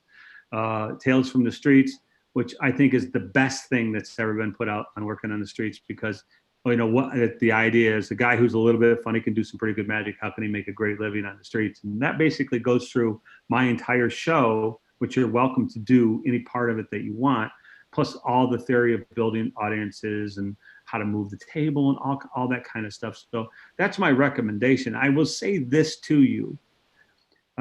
Get your magic down, right? Because don't go out in the street and think you're going to be able to do well and not have your magic down. Get your magic down so you don't have to think about it anymore. And then walk on the street. So your whole focus is on entertaining and making friends and making them like you. If they like you, they will stay with you and they'll give you money. The hardest thing to do this is the hardest thing. The hardest thing to do is to go back the next day after getting your butt kicked the day before. A lot of times people go out and they try and they go, oh man, this isn't for me, and they never go back. They didn't give it enough chance. They didn't give it enough chance. They didn't give it enough time. They don't know if it's for them. You have to give it time. And let me tell you something, and I'll tell this to all magicians. 1 year on the streets, like 10 years anywhere else. I'm going to do a lot more shows. I'm going to work on. You want to be a great. You want to be a good magician. You got to practice, right? You got to get all those sleights down, the pointing transfer, all that stuff. But to be a great performer, you have to perform. You cannot expect to be a good performer. You know, the audience tells you everything that you need to know. Doc will tell you this. The audience tells you everything that you need to know about your show. All you have to do is pay attention. If people are leaving on the streets at the exact same time, every time you do a show, people are leaving, there's something wrong right there. And it would behoove you to figure out what that is, right? If you go out and work and you do show after show after show, you're going to get better because the audience is going to educate you on what you're doing well and what you're not doing so well. They're going to tell you. They're going to tell you in reaction. They're going to tell you with their voice. They're going to tell you, and they're going to walk away. Streets are a bitch. It's not easy out there. But if you're good, it is the best life ever. It is the best. It is the best place to perform. There is nothing better than standing in Colorado, in Boulder, Colorado at 7 o'clock at night and having 75 people wrapped around you, laughing at you, having a drink, just came out of dinner. It's just a beautiful, beautiful thing. And it's just so much fun to do. You build something from nothing. You know, Cellini taught me two things, being a Cellini student. He taught me two things. He taught me how to be free, and don't be offended by this because I love Cellini. He taught me how to be free. He gave me all the tools I needed to be able to live life on my terms. The second thing he taught me is to not end up like him, sad and broken down and old and bitter because he felt like magicians didn't respect him and didn't love him. And I don't know where he got that from because they all did. You know, anybody who knew him knew who he was. They loved him. But yeah, he was. He's a great, great magician. He would. A story about Cellini, just real quick, is I got Jim a gig at John Lucas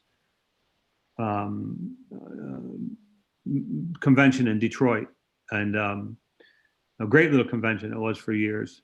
And like most conventions, it kind of died away. But so he booked Daryl there, and he booked Cellini there. And Cellini had already been there once, so he did all his street stuff. But this time he was doing his Slidini stuff. He was teaching all of his Slidini. He was performing all Slidini's material there. And Slidini considered Jim to be an equal. It was just such beautiful magic. I've never seen magic more beautiful than Cellini doing Slidini's material. And Daryl was standing right next to me. And I looked over at Daryl, and he's crying. There's tears going down his face. He's whimpering. And I look at him and go, "Are you okay?" And he goes, "Yeah, that's just the most beautiful magic I've ever seen in my life." Yeah, Cellini was awesome, man. It was awesome. So I wander on with I talk too much, I know, but this is what I got. I'm stretching. So someone says, don't forget to tell about Joe. Joe? Oh, yeah. So I'm walking down the street, right, in Decatur. It's the first time I discovered that pitch on the corner of St. Pete and Decatur.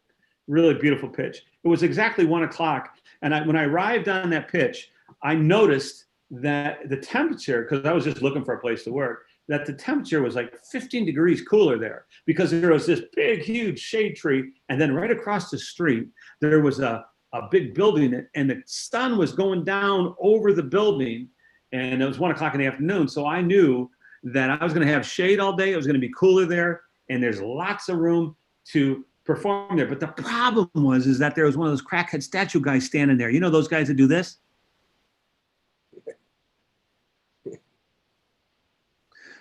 But most of them are a little bit tweaked out, so they have heart type status still. You know, and the little old lady, little man are walking down the street, and they look over and they see the guy, and little woman, little old lady looks at her husband and goes, "Irv, look at that man right there.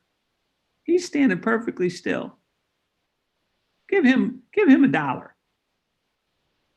Right? So there's one of those guys there, and I'm standing there and I'm looking around, going, "This is great." And I look at the guy, I go, "Hey man, what time you working to?" And he goes, 3. I go, "Hey dude, if I give you $20, will you go away right now?" He goes, "You kidding?" I go, "No." He jumps down off his milk crate. I throw him $20 and off he goes. The next day I show up at 1:00. He looks down, he goes, $20. I go, psh, off he goes.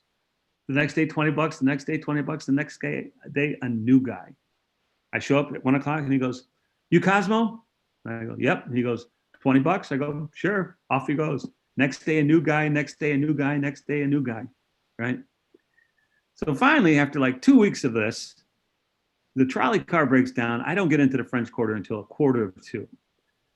I show up at the pit on the pitch, and there's this really old African-American guy, probably 80 years old. He's dressed up like Chuck Berry, right? And he's got this little plastic guitar. And if you push the button, his deal is you put $1 and he pushes the button, and then he moves, and the guitar goes, it makes all these noises, and then he goes back into being a statue, right? So I show up, and he looks down at me and he goes,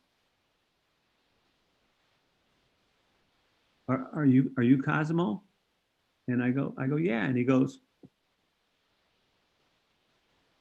"You're late." And I go, "Yeah, true. I'm not kidding you." I go, "Yeah, I know. I'm sorry. The trolley broke down." And he goes, "It's okay. It's just that I've been out here since 3:00 this morning. I got here at 5 yesterday, but somebody had already beat me to the spot." Brutal. The first guy was telling the second guy that if you're there at 1:00, Kozmo will give you $20. And so they all started competing to get to the spot. And they got earlier and earlier and earlier. The guy slept out there. He slept out there. He was out there sleeping on concrete at 3:00 in the morning. This old guy, so that he could be there at 1:00 to get $20 from me. Really brutal. And you know, you think that, and watch what happens over the next 6 months. Watch what happens with the homeless population, because it's going to get ugly in here. You know, people are losing their jobs, right? And that's what happens to a lot of people around the streets. We make judgments. I used to be like everybody else, make judgments about people who are on the street. You think, he's just a bum, he's just an alcoholic, he's just a drug addict, you know. Lots of times that's the case, but lots of times he's a good guy, lost his job, his mom and dad died, unemployment ran out, he had couldn't get a job, and off he is on the streets, a loner, you know, and he's on the street. Now this Joe guy, he was an alcoholic. Why is he on the streets? We got to start asking ourselves, why is this happening to people? What can we do to stop it? And here's the thing about this. And I use Joe. Joe and I became kind of buddies. You know, we got to know each other over that 6-month period. Joe would, you know, it'd be, you know, noon, and I go, "Joe," because he's around for every show, because he's getting $1 from me for every show. "Joe, and I got to go to the bathroom. Would you watch my stuff?" And he goes, "Yeah, sure, Cos." And I'd run off the. "Oh, by the way, Joe, do you want something to drink?" And he goes, "I love a beer." I walk into the bar on the corner of St. Pete and Decatur and get a beer and a water. I go to the bathroom. I come back on and go, "Here you go, man. Thanks for watching my stuff." "Joe, you hungry?" "Oh, I'm starving, Cos." I go, "Man, I'd like a burrito. What do you think, Joe?" And he goes, "Yeah." And I go, "Here's $20. Go get us a couple of burritos. Get yourself a beer and get me a water." Well, look at it. If I had to do this stuff myself, I have to pack up all my stuff. I got to give the crackhead guy $20 the next time I come back, because he's gonna have my spot back. So Joe was helping me. At the end of the day, Joe, you know, where are you staying tonight? He goes, "I'm gonna stay at the hostel." I go, "How much money you got, Joe?" I got $7. I go, "Joe, here's $20. Here's some food for you. Enough money to stay at the hostel. Spend the money on food. I'll see you here tomorrow." And he goes, "All right, Cos," and he just wander off. The next day, 1:00, that guy show up on the pitch. and I'd feed him, and I would be kind to him, and he would help me. You know, he'd help me throughout the day. He'd help me go to the bathroom. He'd get me food. And that's the story about Joe. And every city that I went to, I'd always find Joe. I'd always find one of those guys, because they always help. There's always one. So that's the story about Joe. Hope you liked it. That's fantastic stories. Wow. Somebody's asking there, are there books or videos on Cellini? I mean, just if you just talk about what's available. Yeah, there's the Royal Touch that he wrote, and then there's another book. I can't remember the name of it. They're pretty rare, I think, at this point. But if you call it the Book Guys, and they probably have a copy of it. There's also the Artistry Performing Volume 1, 2, and 3 that were originally on DVD, which are now on the Real Magic site, which you can watch for free tonight, because I'm going to give you guys the username and password again with my email, so you can access the site. And there's also, we did a thing called the Magic can be done anywhere. No cards is stuff with like loop balls and stuff that Cellini did. Beautiful, beautiful magic. The Lord and Master of the Ring, which I think is the best ring routine ever in Magic. So beautiful to watch. And that's a separate project. And you can email me and I can get you information about that.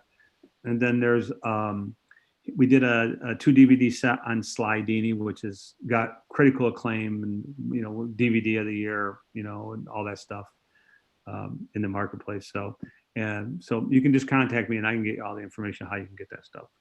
And my email will be with Joe's information there. So. Yeah, Steve Spence says his Master of the Rings DVD is great. Beautiful. Best thing ever. Best. Chris Capehart is my favorite comedy magician in the world. I love Chris Capehart. He's fantastic. He just kills. And his ring routine is fantastic, but this is a completely different thing. Chris is doing all the crash links.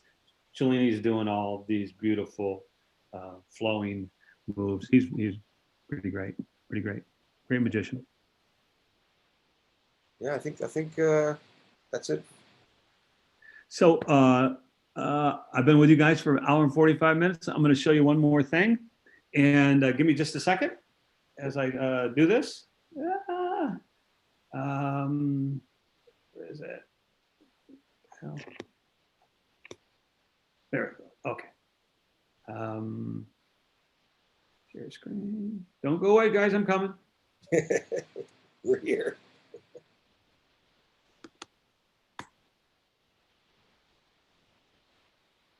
So this is a Real Magic, and this is the front page. The username is Zoom. Oh, come on. Zoom. And the password is tonight.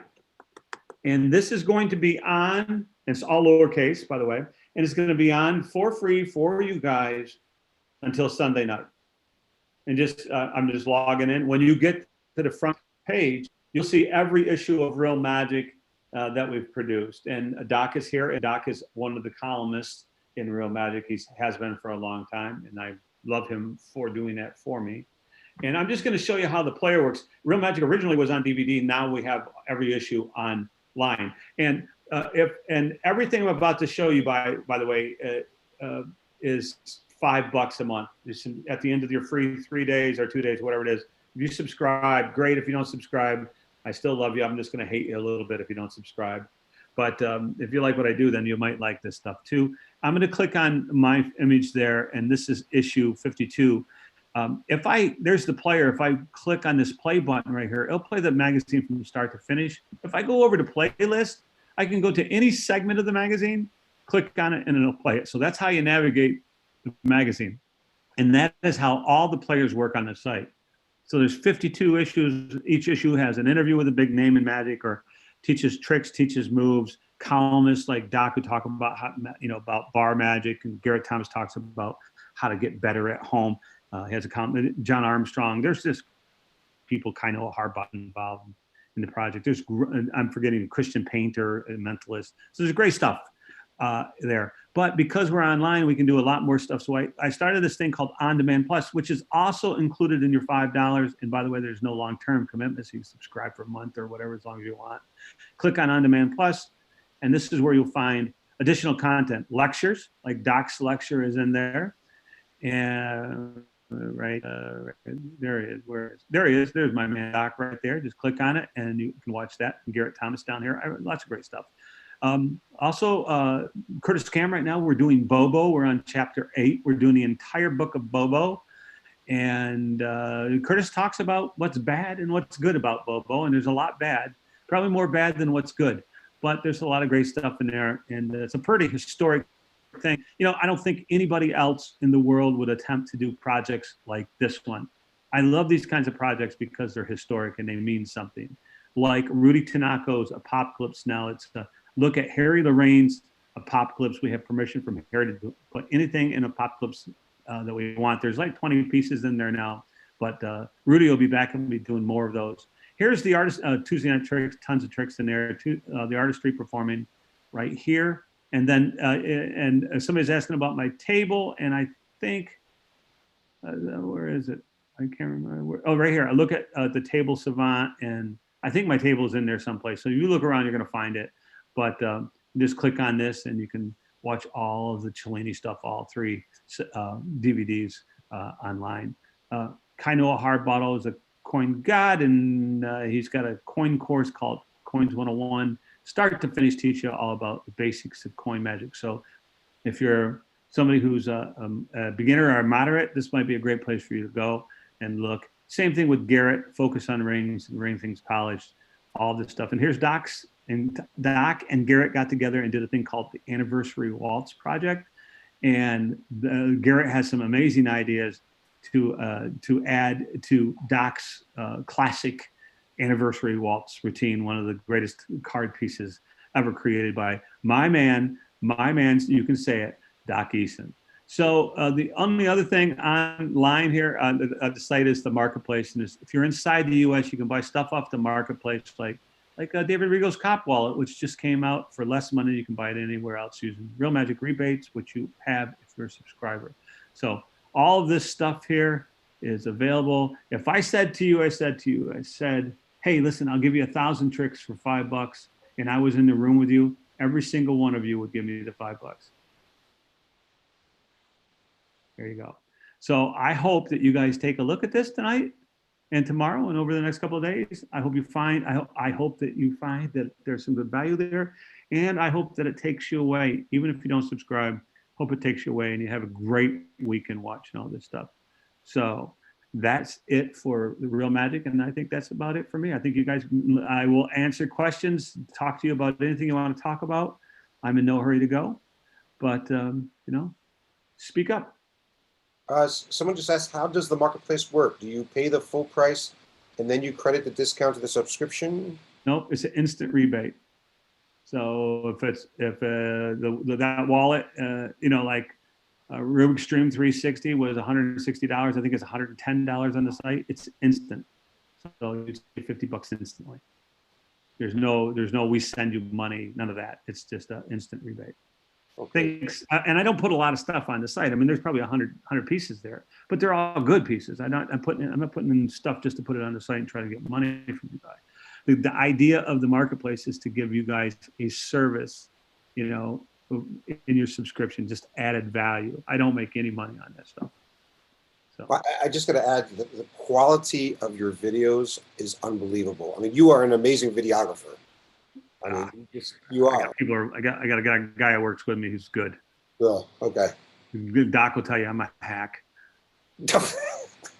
But the quality of your stuff is fantastic. I mean, really. Thanks. Yeah, well, you guys can. I mean, if you're into like Doc's work, he did a thing called Card Under Glass, and you can go to Doc's.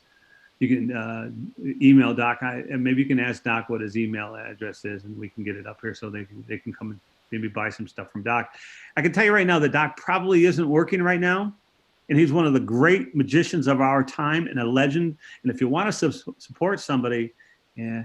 And you got a little extra money, and you want to learn some great magic, the Card Under Glass routine is fantastic. I'm sure Doc could use that help right now. Everybody can use that help. Everybody. So, but I'm not trying to sell you anything. I'm just trying to get you interested in real magic. So but that's not why I'm here. So. Someone asked, do you still use your riser chop cup in your street performance? I do.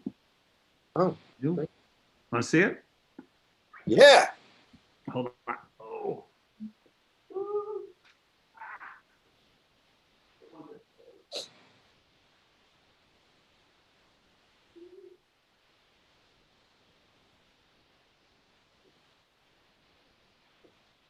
It is a beauteous cup. It has been through wars, and this is actually, I think, the second one.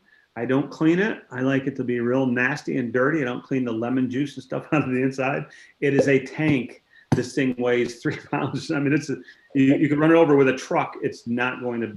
It's just a great, great cup. Jim Reiser makes some beautiful stuff. You can buy a Kozmo cup very similar cup from Rings and Things, and I really liked his version of it too because he had it was like silver on the inside and copper on the outside. It was really, really like two-tone. It was really a cool cup. And now he doesn't make them like that, but I don't think Jim Reiser's making cups anymore. So at least I don't think he's making this cup anymore. So I think Rings and Things, we would have to get something really close to it, and they do a great job too. So Everybody's asking, what's your email address? here we go.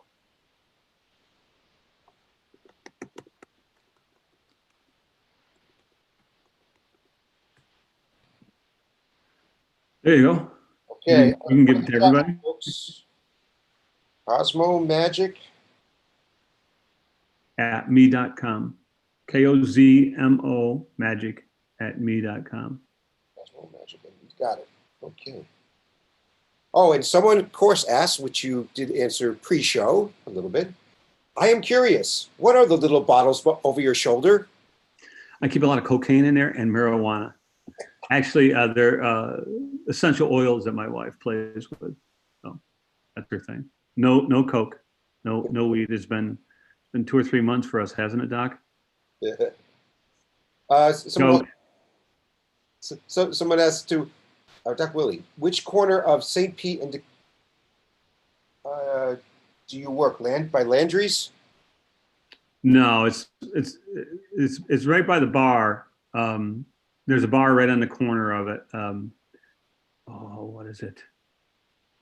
Yeah. So if you went down Royal Street and you took a right and you went into Jackson Square, just keep walking straight, and it would run into it. It's like it's here, and Cafe Du Monde's over here.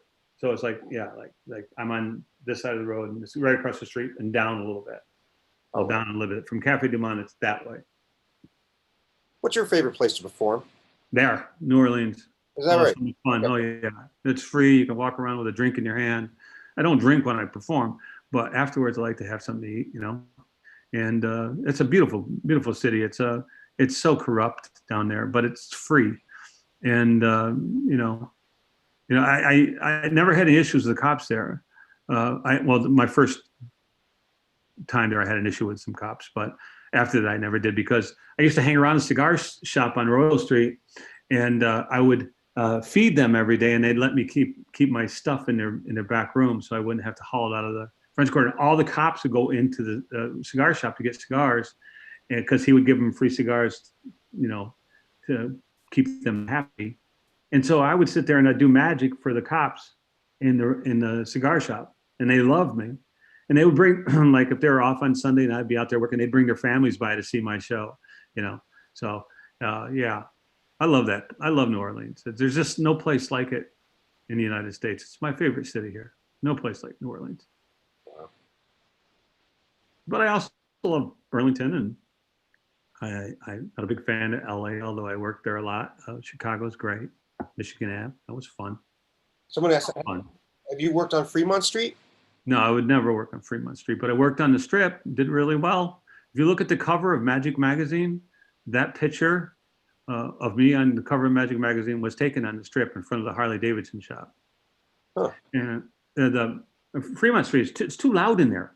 It's just the music all the time. Why would you want to work where you have to holler over the music? I mean, it was terrible. But on the Strip, it's harder to gather a crowd because you're on the Strip, but everybody's really nervous about, flim-flam artists, but I always did really well out there. So it was great. Well, someone wrote down they love that cigar shop. Yeah.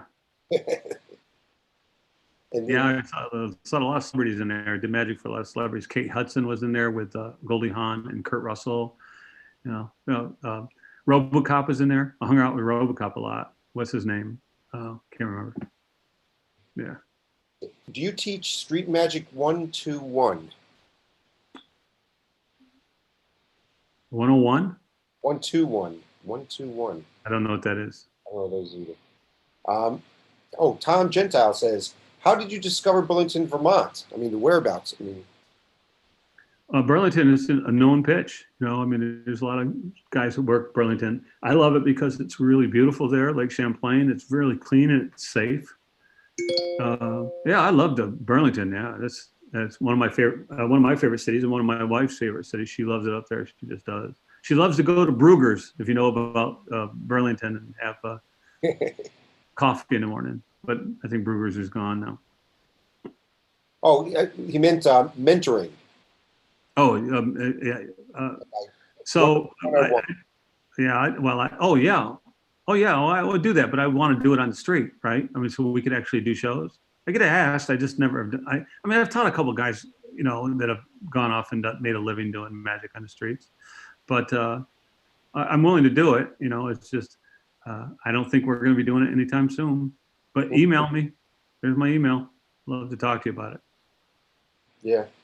I just out of curiosity, do you have, like, obviously certain times of the year that you have set up for New Orleans, certain times of the year for LA, I mean, you must have a set schedule, I'm assuming, right? Well, I used to. I'd go from like September to April in New Orleans, and then we're Burlington or Chicago in the summer. But I don't work that much anymore. I'm really particular about where I work and how much I work. And I'm working on a indoor show with Garrett Thomas, which was pretty great to do a show with that guy. So, yeah, so that's what we're working on now. Great. Oh, and Peter Weller was RoboCop. Oh yeah, Peter Weller. Yeah, thanks. Yeah, Peter Weller. Great. Wow. I got to tell you, this was phenomenal. I mean, this really was. Really good. Yeah. I hope everybody feels that way. I mean, you're getting so many thank yous. I mean, really enjoyed it. Great to see you. I mean, they loved it. People really loved this. No, it's my pleasure. My pleasure. Is there any more questions on anything I can do? Have you performed in London? Yes, but not at Covent Gardens. Just along the river. Not the Covent Gardens. Yeah, they just asked that. Yeah. Yeah. Great. Well, this was amazing. So I got to say thank you so much, and thank you for the weekend of stuff. Like, yeah, enjoy it. Yeah. Well, you're going to subscribe, right? Oh, absolutely. You're kidding? Yeah. $5 a month. What are you going to do? Come on. I mean, Yeah. it's an amazing amount of stuff for $5. Oh yeah, and we update every Tuesday night too. So, so there's something new all the time. So before I leave you guys, I'm gonna just say this to you. In my life, the greatest gift I've ever been given, other than my wife and my kids, my dogs, which I love, is a little magic show that's taken me around the world. I'm sure Doc would agree with this. It's truly been a great blessing, all the things I've been able to do because of finding that courage to take that step. And whenever I come and I am asked and have the opportunity to talk to magicians about my life, I'm always hopeful that one of you guys or girls is inspired enough to go out and give what I do a try and have the same kind of success that I have, because I truly am the most blessed guy in the world. I'm humbled and honored to be here in front of you guys tonight. I really hope things turn around and everything gets great for everybody soon. And I'm giving everybody a big virtual hug and lots of love to everybody. Thanks for having me, everybody. You guys are awesome. Thank you for staying around. I appreciate it. And thank you all for showing up tonight here too. And we hope you have a great holiday coming up, and we'll see you in 2 weeks on the SAM Lecture Series. Take it easy, everybody. Bye.